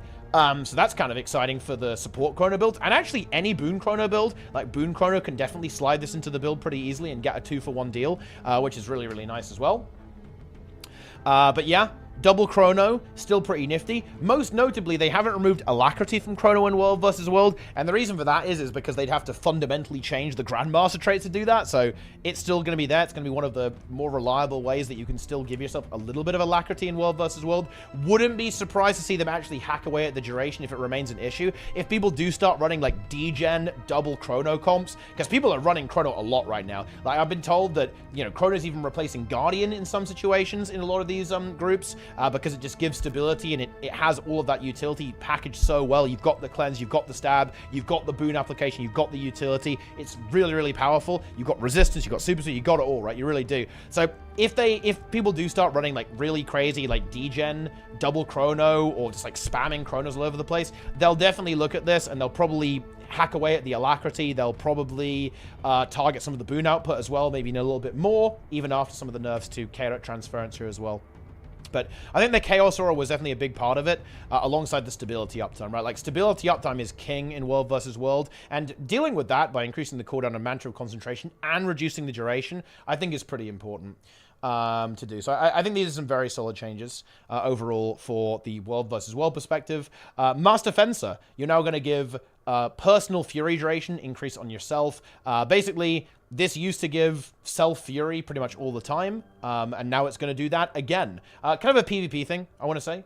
This is just of course, a minor trait, right? And this is going to be just basically you're going to get permanent fury for having dueling on any Mesmer build. Wow. Exciting. And this is a pretty good trait as well. Like any trait like this is surprisingly valuable. Like any DPS build that shares Furia around it's actually pretty cool. You'd be surprised how valuable that is in PvE, by the way, and certainly in competitive. Like Fury is really good in these competitive modes too. Like 25% crit is always juiced, my friends. Absolutely juiced. And yeah, also Desperate Decoy. This trait is going to give vigor when you evade as well.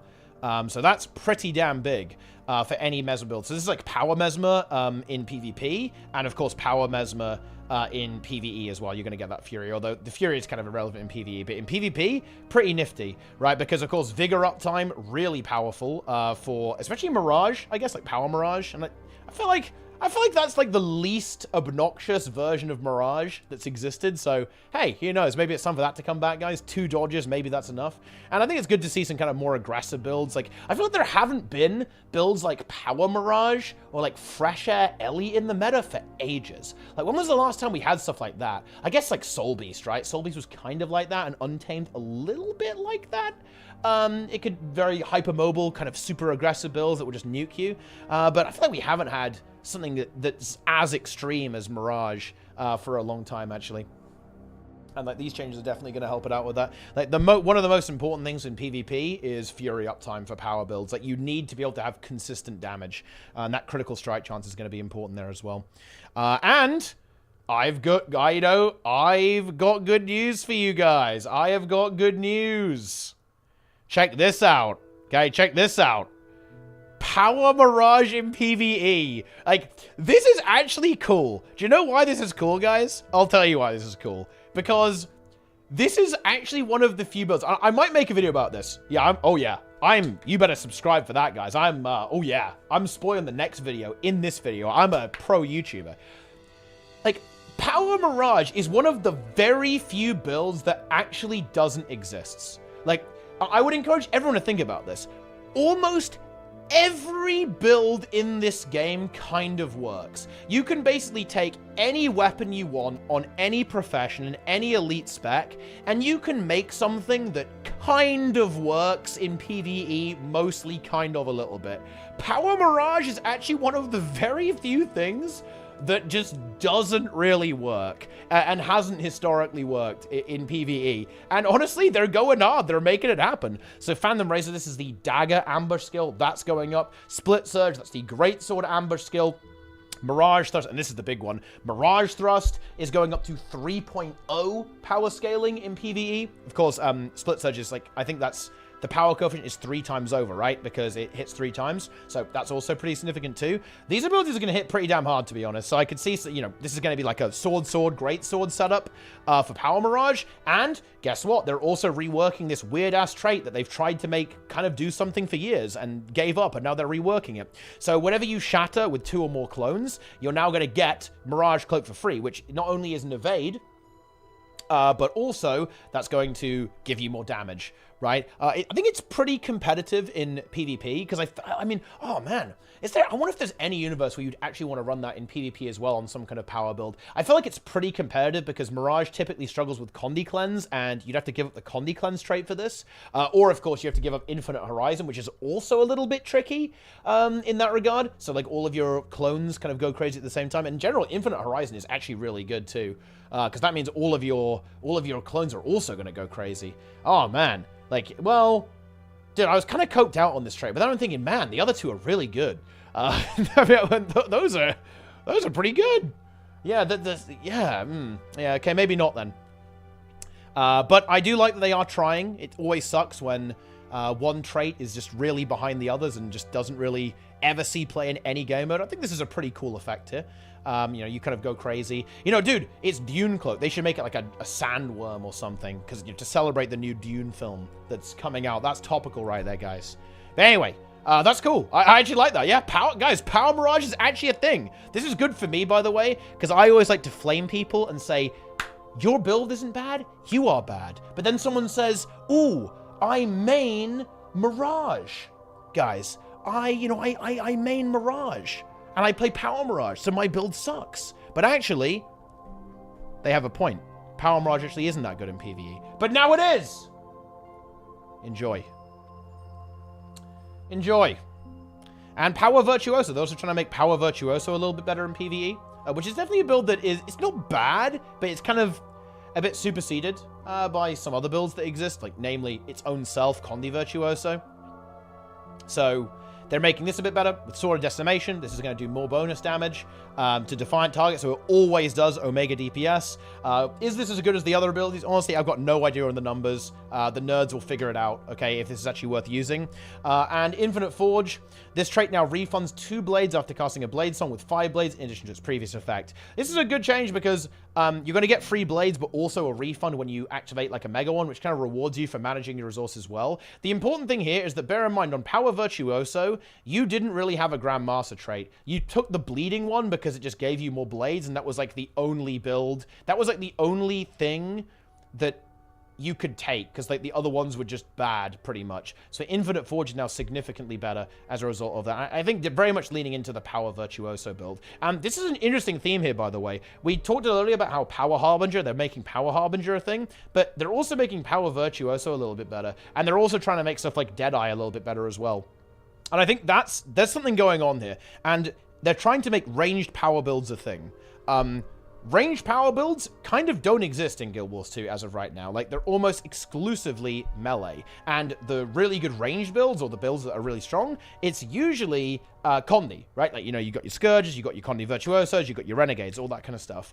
What people typically go with for the ranged DPS option. Adding power there is actually pretty impactful. It's pretty important because that means that power, you know, so-called Condi bosses, that there's no such thing as a Condi boss, right? There's only ranged bosses, but these bosses won't be Condi bosses anymore. Finally, guys.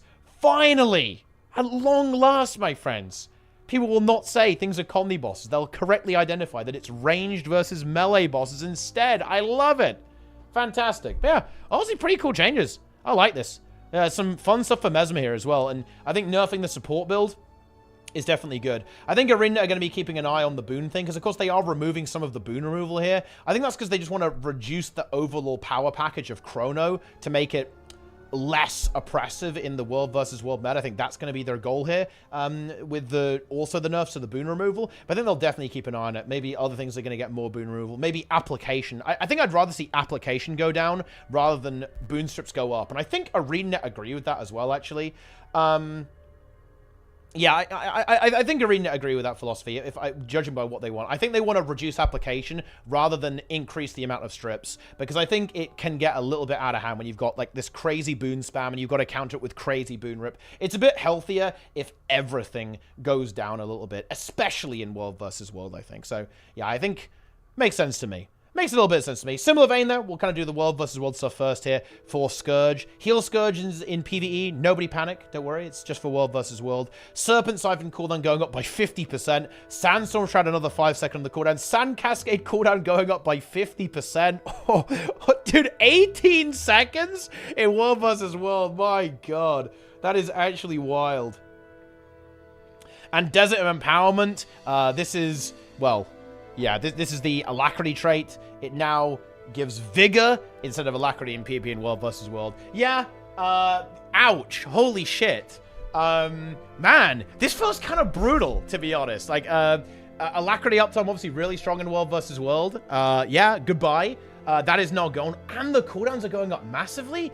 Man, whew. This is pretty aggressive, right? Because bear in mind, you're not going to have Alacrity on yourself either. So these cooldown nerfs are actually more aggressive than you think. Like, I feel like ANET kind of want to get rid of this build a little bit. Because they already nerfed Transfusion to have a minute cooldown in World vs. World. And now they're basically adding 50% to the other cooldowns as well. For support. And removing the Alacrity. Oof. I mean, man. Like, I'm not going to lie. If this build still exists after this, then I mean, yeah, that just tells you how bad it really was. But I feel like this has got to solve the issue. This is really absolutely massive nerfs. Like, surely the other supports are better than this, right? Like, in PvP. Like, the barrier is obviously really good. And to give a bit of context here, in World vs. World, there's a lot of grumbling and rumbling, quite rightly so, about the meta being very sustainy, right? Like, you know, it's not uncommon right now. I've been playing a fair bit of World vs. World, and sometimes when you're in the squad, you literally, like, stand on each other and just nuke. It's like Chinese GVG. Another fun reference there. This is really cool. On the Chinese server, the meta for GVG is the groups, like, literally stand in each other and don't move and just, like, mash. And it's like a battle of attrition on who manages their cooldowns better. It's super interesting. But that was a while ago. Maybe the meta's changed, but yeah, that's the Chinese GVG meta guys right there. But yeah, cooldown on transfusions got up massively. Now the cooldown on every one of their good skills is going up massively as well. Ouch. Brutal stuff. And here we have some other kind of just minor little tweaks. Some of these other abilities here as well. So Sickness of Suffering kind of got made into a pretty lame trait. It's now going to steal life in addition to removing a boon from enemies they strike. I need to quickly... Where is this? This is it's a spite trait. It's Master Major. The build I would think you could use this is like Power Necro in PvP.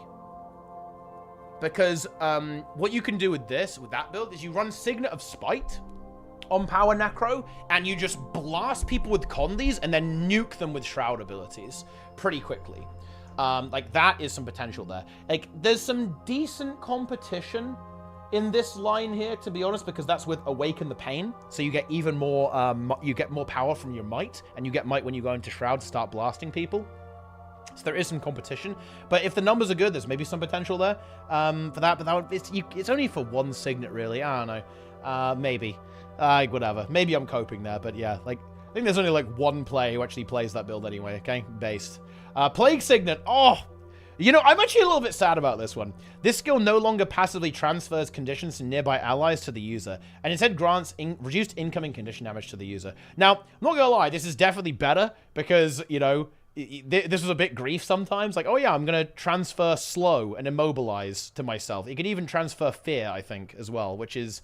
You know, okay, to your own self, which is a bit annoying. But that was kind of like a really iconic piece of flavor. You know, I still remember going into Wing 2 on Matthias, and everyone's playing Necro, and you're transferring the Condies from Matthias, because Condi Cleanse was way weaker back then in PvE. And, you know, it's like, oh man, you know, we've got to have Necros to eat the Condies and send them onto Matthias, or we're going to tick out to the poison, right? All this kind of crazy stuff. It was a really iconic ability, I feel like, for Necro, and it's kind of going there in a way, which does make me a little bit sad, I will admit that, to be honest. But hey, at the end of the day, I guess they wanted to make this a bit more usable, a bit more consistent in competitive. It did seem like it in competitive, by the way. That was with the that was like the old school Condi Reaper build, by the way. When Signets of Suffering corrupted 2 boons and reduced cooldowns, like you played Vamp Signet, Locust Signet, and Plague Signet. It was like that was a classic build. What a build, guys. That was fun. That was back when the game was good, okay? Back in my day, when video games were actually high tier. Some old man moment there. But yeah, like, it's a very good skill, right? Like, it's a stun break, and it transfers 5 Condies. It's an insanely good ability. And reduced condition damage as well. It's probably going to be 10%, I would say. It's nothing to be sniffed at there as well, for sure. And Well of Power, the cooldown is being reduced. And yeah, this is not a very good skill, and they're reducing the cooldown to make it a little bit better. Nice. We love to see that. I mean, do we love to see that? I feel like we love to see that. Harbinger. Power Harb. Here we go. It's happening, guys. It is happening. And I think these changes are lined up with the sword changes as well. I think, because bear in mind, this patch is not coming till March. We're getting the new weapons basically in what, like 10 days from now? On the 27th, probably. Not confirmed yet, but that's the guesstimate that we have as of right now.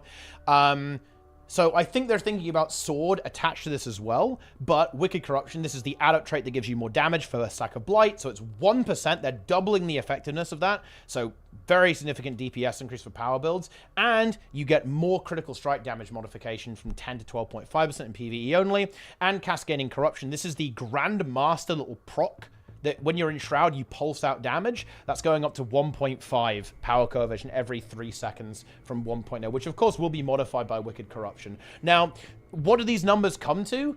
Power Harb is pretty bad right now, but I imagine this will make it a hell of a lot better, especially seeing as there's actually going to be a good ranged auto attack that exists with Sword coming up as well. So it's going to be like Sword, Greatsword, Power Harbinger. And in general, ArenaNet are usually fairly deliberate with their numbers. I imagine this makes it turn out pretty okay. And you know what's kind of interesting?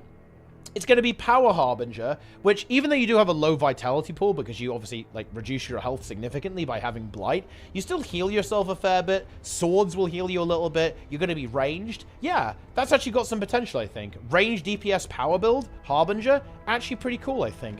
This can definitely work. And another little one here too, Vile Vials. This trait now causes Elixir skills to grant protection. This protection can be shared with Twisted Medicine. This is actually a surprisingly cool trait because Condi Harbinger and Condi Quickness Harbinger does a lot of damage actually. But of course it's very aggressive, doesn't have a lot of defensive boons. What's interesting about this though, is that this allows you to say, okay, well, I'm going to sack a bit of my damage because we need some protection uptime on a group. Maybe you've got a healer that doesn't have the best protection uptime in the universe, and you could sack some of your own damage to increase the protection uptime on your group. That's kind of an actually, yeah, that's a pretty interesting trait choice. I think that's, in a way, kind of like the exact type of trait choice that you want. You can trade some damage for a little bit of support. Will you end up using that very often? Probably not, to be honest, because if you're playing Harbinger in PvE, you're usually going for a very aggressive squad composition a lot of the time, but it will be nice to have that option that you can kind of lean into that if you want to. With Harbinger. But yeah, Power Harbinger, here it is. You know, I was kind of hoping they would just remove those traits and replace them with something else, but hey, you know, I think a lot of people want Power Harbor. Now you're going to get them, guys. You're going to get your Power Harbingers. Enjoy. Embrace it. Ranger. A couple of reworks here. Again, we can do the world versus world stuff first here. Of course, Druid, also one of those kind of new rising supports that popped up in PvP. And that is being nerfed. No alacrity on Grace of the Land in World vs. World in PvP. It's going back to Might. And also Glyph of the Stars. Cooldown is going up to 60 seconds in World vs. World in PvP rather. And it reduces the number of Condi cleanse from 2 to 1 in World vs. World in PvE. And the revive speed from 12 to 8% in World vs. World. Again, just trying to tone down the power of these new supports they added to the game. Because, again, it was turning into a bit of a fiesta in World versus World there. This definitely makes a lot of sense. Again, I think I said this before, but I'll say it just in case I didn't. In my opinion, quickness and alacrity basically have no place in competitive modes with any remotely high uptime. If you've got like low uptime, you know, you're landing you're going for a mega burst and you get like a couple of seconds of quickness, that is absolutely fine, I think. Or maybe you can give yourself a little bit of alacrity to help your cooldowns and get it back, like a little bit of alacrity to help out the team.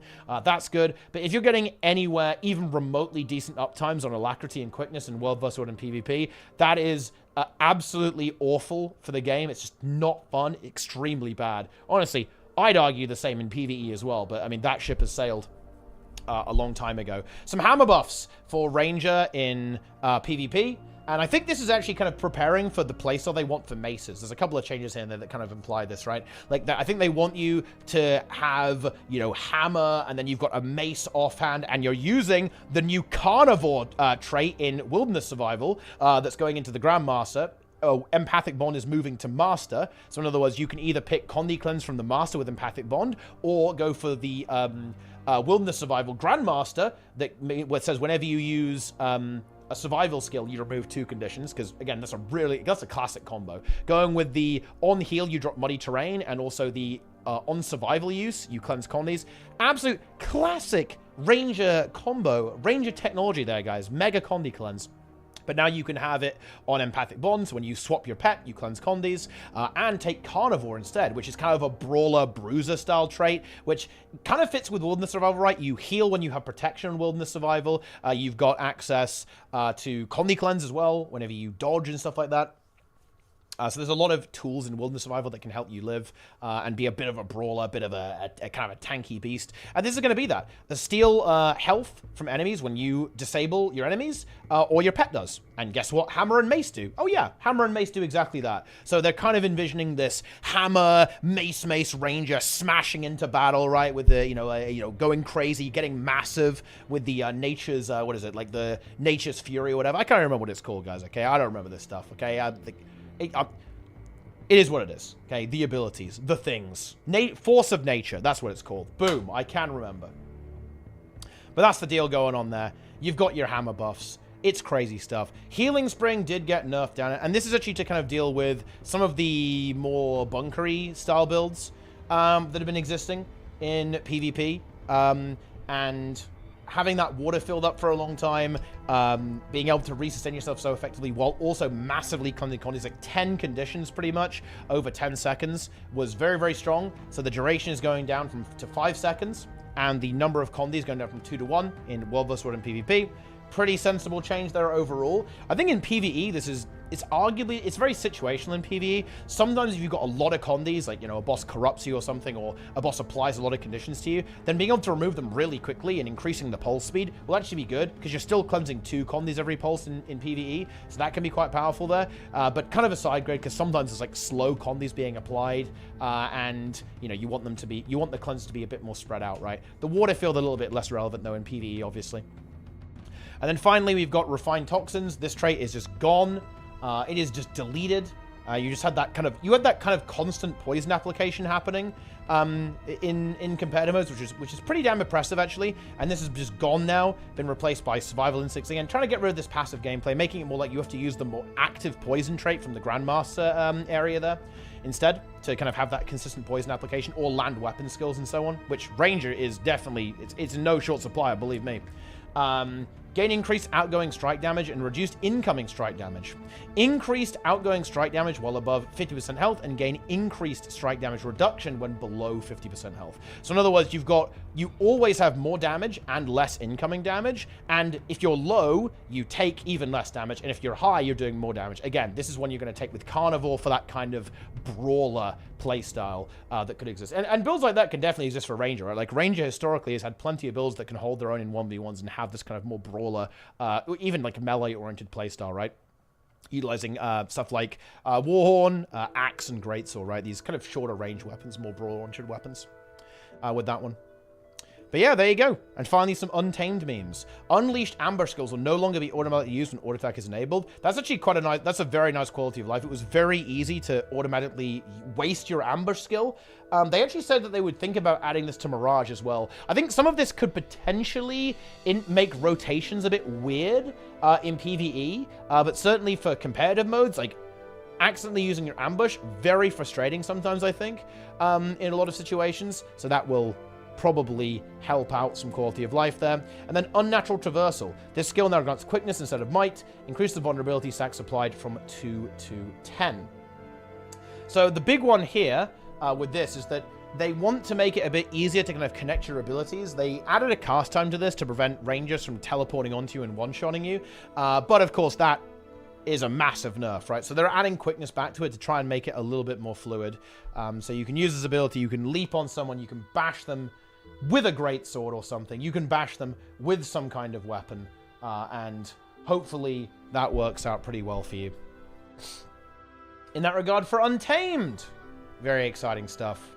All right, next up it's Revenant, and actually we've got some pretty damn big stuff here. Actually, the big one is a big rework to color, right? And there's some interesting stuff going on here. They say that they want to make it a bit better in competitive without it being oppressive, and that's why they reworked it. And that definitely does make a lot of sense, right? A lot of they were like pulsing AoEs, massive pulsing AoEs that you could put down.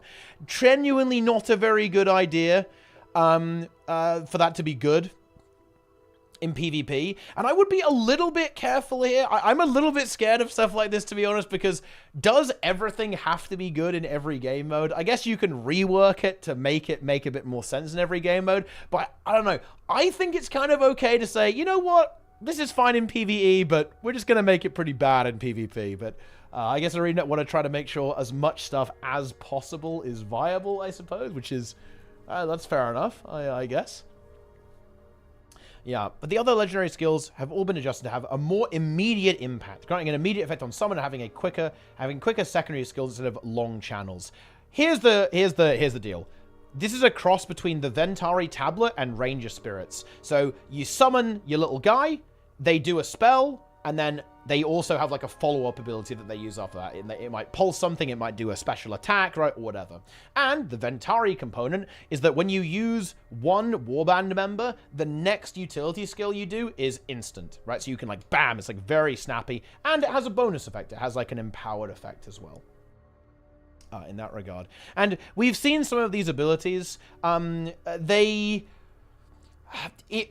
It's hard to gauge it right now, but I'm not gonna lie, it feels like a nerf in terms of utility, but the damage might work out. For example, Razor Claw's Rage is gonna give bleeding. It's like a venom now. You put it down, it applies like a venom on people that makes their attacks apply bleeding, and if you empower it, you're gonna get Torment, right? All that kind of stuff. Ice Razor's Ire, this one it used to apply vulnerability, now it just applies vulnerability. If it's empowered, it will apply Torment, vulnerability, and Immobilize. And if it's empowered, then you also get Chill as well on those projectiles too.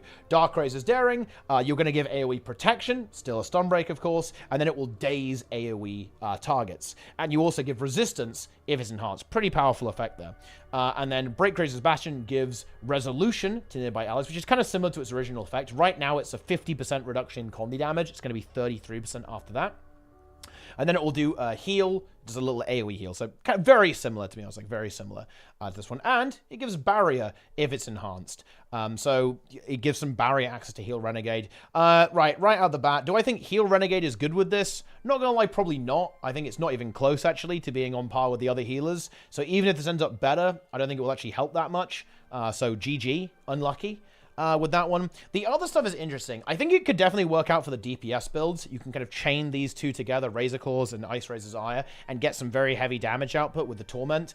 I think, though, we'll have to see what the daze duration is in PvE, but this skill was sick, right? Because it pulsed days, very short days, but of course in PvE, that actually is the same as 100 Defiance Bar. The minimum Defiance Bar damage you can do is 100, so this ability was actually sick. If the number is not basically like 6 seconds, that's going to be kind of a utility loss, a little bit anyway, in PvE. So, yeah, I don't know. Could work out well, I think. I'm not sure I have much of a take on, like, the... Is this less interesting? Because I'd like to remind everyone that Renegade spells, utility skills, were just wells. That had an NPC casting them. That's all they were. And they even removed them from being CCable in PvE anyway. They would just die instantly in World versus World and kind of like just be annoying in PvP. So I would argue this design is actually a bit more exciting, like chaining them together and they have like a secondary effect and the actual NPC, like, you know, the char you've summoned actually does something. It's maybe a little bit more interesting overall. However, I'm a little bit disturbed, to be honest, with this. Like, this is like an AoE large radius daze in PvP. I guess it's not quite as annoying as a pulsing one, but this one here, like AoE immobilize. On a very large radius. I mean, this is kind of annoying. I'm not gonna lie. Like, you know, I know that they don't want to kind of, you know, they want to make Renegade good, but honestly, maybe I'm not sure Renegade should be good. You know, maybe Renegade doesn't deserve to be good in PvP. Like, you know, what kind of horror might be about to befall us in that game mode? Who knows? Anyway. The final one we didn't look at yet is Soul Cleave, and it's pretty similar actually. Because of it's a channel skill, they didn't make it have an empower or anything like that, because that would be weird. You just like spam it or something, and yeah, how would you empower a channel effect? It's kind of unusual, right? It doesn't really make a lot of sense. But anyway, what this one does is now whenever you summon one of the other warband members, it will do AoE damage and also heal nearby allies. So very much in the same vein as its current effect, right? Kind of like a lifesteal effect almost, except that lifesteal gets shared around to everyone else. It's also a lot snappier too. 1 second to 0.5 second cast time, and also the energy cost goes down from 10 to 5, which definitely is nice, right? Like the cast time in this, whenever I played Renegade, it's always been like, man, this is a very painful, very, very painful skill to use, isn't it? And it's got less upkeep as well. So, I don't know. I don't actually want to judge this one too soon. They showed us a couple of numbers in the PvP lobby. We haven't seen them in PvE yet. I want to actually play with this, see how it actually feels. I think it could end up being better. Could end up being a menace in PvP. It doesn't really enable heal Renegade, in my opinion, to be honest. It's just no. Like, the other healers are way too good for it to enable that effectively. But yeah, that's the Renegade rework. Enjoy. All right, and then we've got the world versus world stuff. This is a hilarious Smiter's Boon change. So energy expulsion, this is when you detonate your tablet. It gave stability and resistance, thanks to Serene Rejuvenation. And it was basically spammable. And guess what people did? Yeah, that's right. They were just spamming it like crazy, cleansing combis like crazy, giving stability and resistance like crazy. And so it's got a 15-second cooldown in world versus world instead of 2. Because basically what you can do is, right, you put the tablet down, blow it up, resummon it, rinse and repeat. And, oh yeah. That's pretty interesting, isn't it? And the resistance duration is going down as well from energy expulsion thanks to Serene Rejuvenation. So yeah, again, just nerfs to the heal Revenant build, specifically heal Vindicator is going to be the one that they're trying to nerf there. They did this with the Caracosa Relic already, and now they're doing it with some changes to Ventari. Makes a lot of sense, to be honest. Kind of a degen build, kind of a fetid, disgusting build that was, existing in the meta there. Not ideal, to be honest. So well-deserved change here, I would say. Drop the Hammer. This skill has a shorter casting time to summon the hammer, which strikes after a delay. This is a very, very slow, unwieldy ability, so certainly good for them to change that as well. And it even has a little combo effect where it's going to reset your hammer too at the same time. I think it's always nice when abilities have interactions like that, kind of that combo feeling that you get, so this is good. And bear in mind, hammer is a very mediocre weapon outside of basically world versus world, so anything that kind of makes it a bit more interactive, a bit more fun to play, a little bit stronger, I think is always going to be a pretty good change in that regard. And yeah, I'm almost sad to see this one go as well. Look at this. Look what they did to it, guys. This skill no longer extends boons on allies. Oh, man. No more boon extension. No more Imperial Impact. Increase the protection duration from 4 to 5 seconds in PvE and from 0.5 seconds to 2 seconds in PvP in World vs. World. You see, there's a reason why they want to get rid of the boon extension. Like, even though it is a fun mechanic and stuff like that, is actually really cool, I think. Having it on the dodge and as spammable as it is, oh man, it's a recipe for disaster, right? They had to nerf it so hard in PvP. 0.5 seconds of proc, guys, in PvP in World vs. World. That's how insane stuff like this is, when you are able to spam boon extension that hard. And that's after they nerfed all of the endurance gain and like dodge spam that existed in World vs. World and PvP 2. Like, that's after that. They had to go even further and just make it completely dumpstered, right? So they've reconsidered the design here to make it a little bit more feasible. It's just might and proc now to nearby allies. In PvE, it's really going to struggle to find its place. It's one of those builds that I really wanted to be kind of cool, like some kind of hybrid boon-giving half DPS build. You know, it probably would have existed. Like, there would have been this really interesting hybrid DPS quickness build on Vindicator, I think, but it would have need to have given quickness or alacrity, right? Which, of course, it does not have the ability to do. So, yeah, there you have it. It's a sad, but to be honest, stuff like this, it's out of control. And actually, you know, this is some food for thought for everyone, actually. Here's some food for thought. Like, there's a couple of changes here that I feel like they have stripped away some of the flavor of some of these abilities. They've definitely normalized a lot of things. I won't say homogenized, because that's not really true. I think they definitely play out very differently. But they've certainly normalized a lot of the effects. There's less kind of like wacky stuff going on with some of these abilities, I think. And there's something to think about. Like, what do we think about that? I don't know. I'd have to think about it myself, actually. Like, because you do have to have a little bit of give and take here. If you want to have a perfectly balanced game, you're going to have to rein in some of the crazy stuff. You're going to have to rein in some of the really, really out there effects, because they're just going to be game breaking in some ways anyway. But I don't know. That's food for thought, gamers. A little bit of food for thought. Coming up to Thief, and oh boy, I feel like the Thief mains are going to be happy. Deadly Aim. Guys, you don't lose damage for taking a trait now. I don't believe it. That's insane.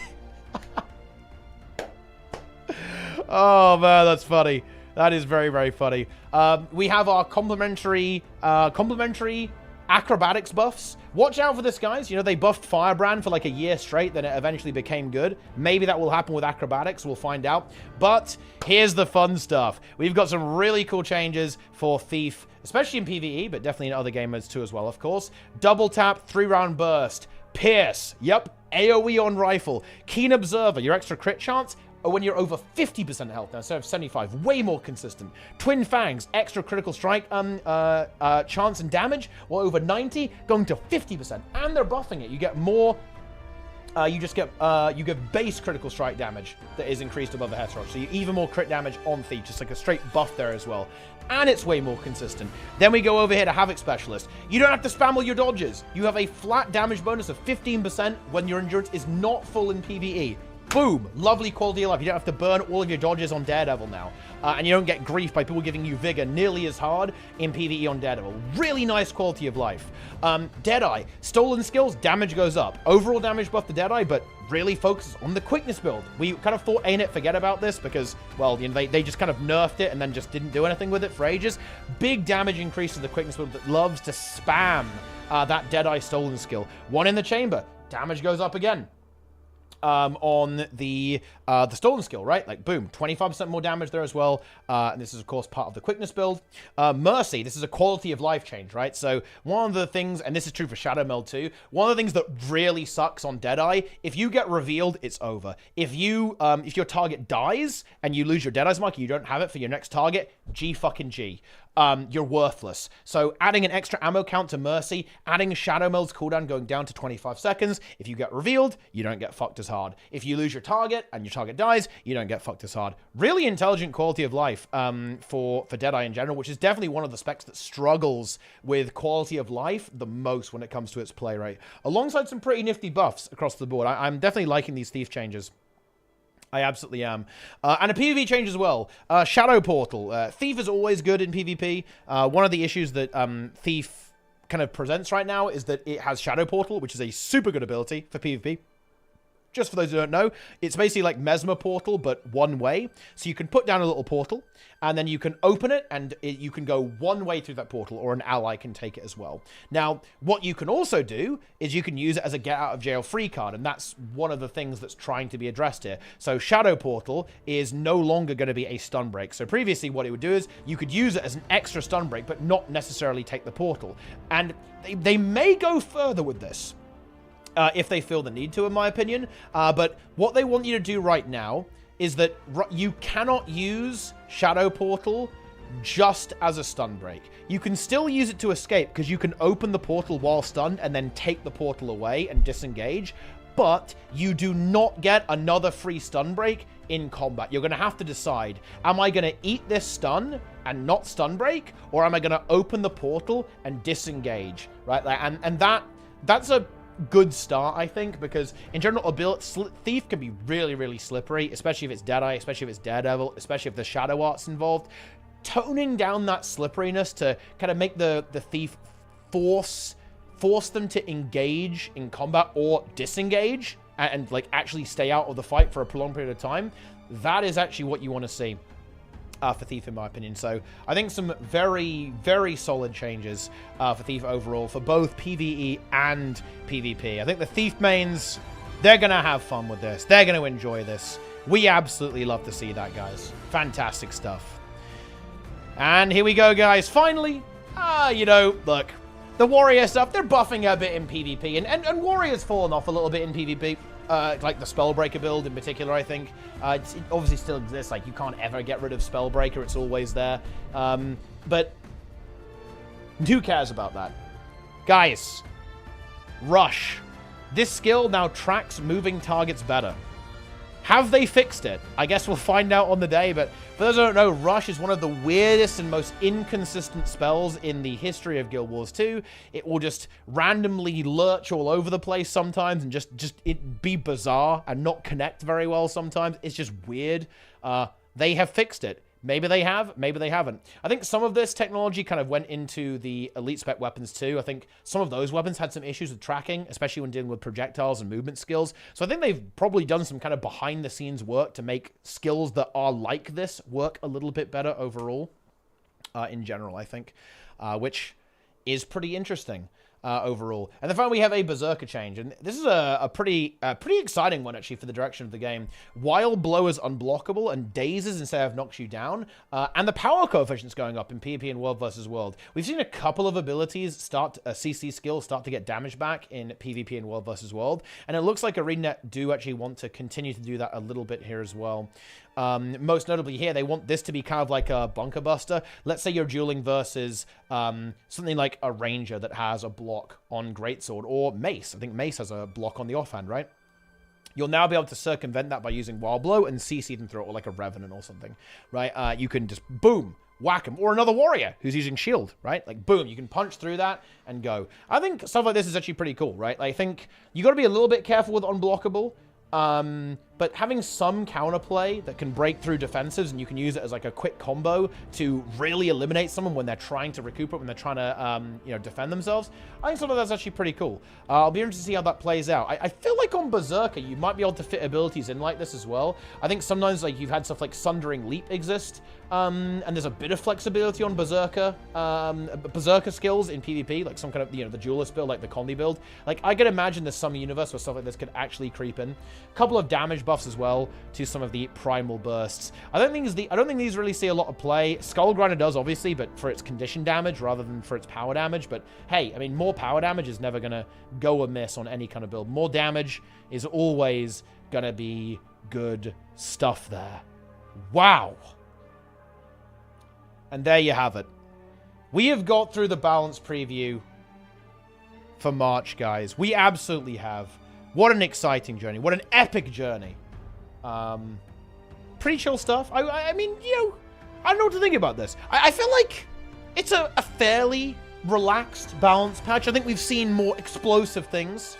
You know, but you know, there's a lot going on there. I think there's some solid changes, but maybe a little bit more cautious in some areas than others. I think a lot of the work definitely went into making sure that World versus World supports don't get out of hand, and it's quite split. I think sometimes we see like a very heavy focus on PvE, a very heavy focus on PvP, or a very heavy focus on World versus World. I thought this is like everyone's getting a little bit of something. It's quite, you know, it's quite well divided, if that makes any sense. Like a lot of changes kind of all over the place. Maybe a little bit less towards PvE even than I'd normally expect from a balance patch, but I think the World versus World stuff is important right now because of how disrupted the meta has become with the introduction of the new support. So I definitely approve of that stuff. Overall, I think this is a pretty damn solid patch. Obviously, there's an infinite series of more issues that can be addressed, so you should definitely complain about them. Not only on the official forums, but also in my YouTube comments. We absolutely love to see that. But anyway, that's going to do it for now. Hope you enjoyed it. Thanks for watching. Be sure to subscribe. Okay, follow me on Twitch. Follow me on Twitter. Okay, watch the stream live on YouTube. Watch the stream live on Twitch. Join the channel. Subscribe with Twitch Prime. Join the Patreon. Join my Discord. You guys know what's going on there. You know what the hell this is, okay? Come on. Come on, guys. You know what's going on. But anyway, that's going to do it. Hope you enjoyed this video. More content to come. We're going to be going over the new weapon stuff soon. We've got memes. We've got it all. But anyway, that's it. Thanks for watching, YouTube. I'll see you next time. We're out.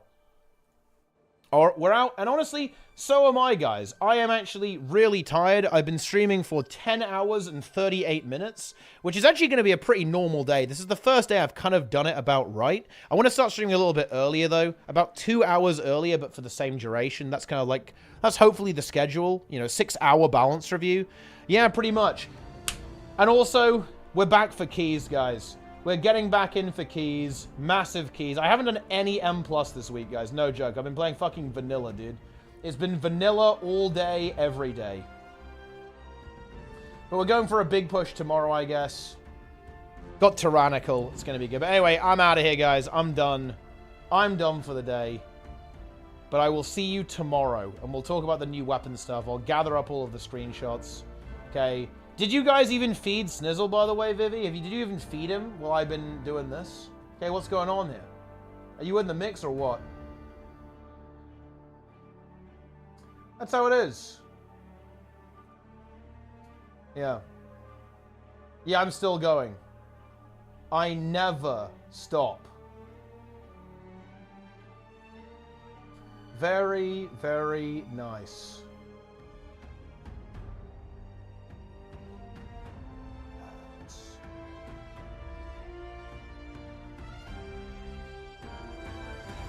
But anyway, I'm out of it. Thanks for watching, guys. I'll see you tomorrow.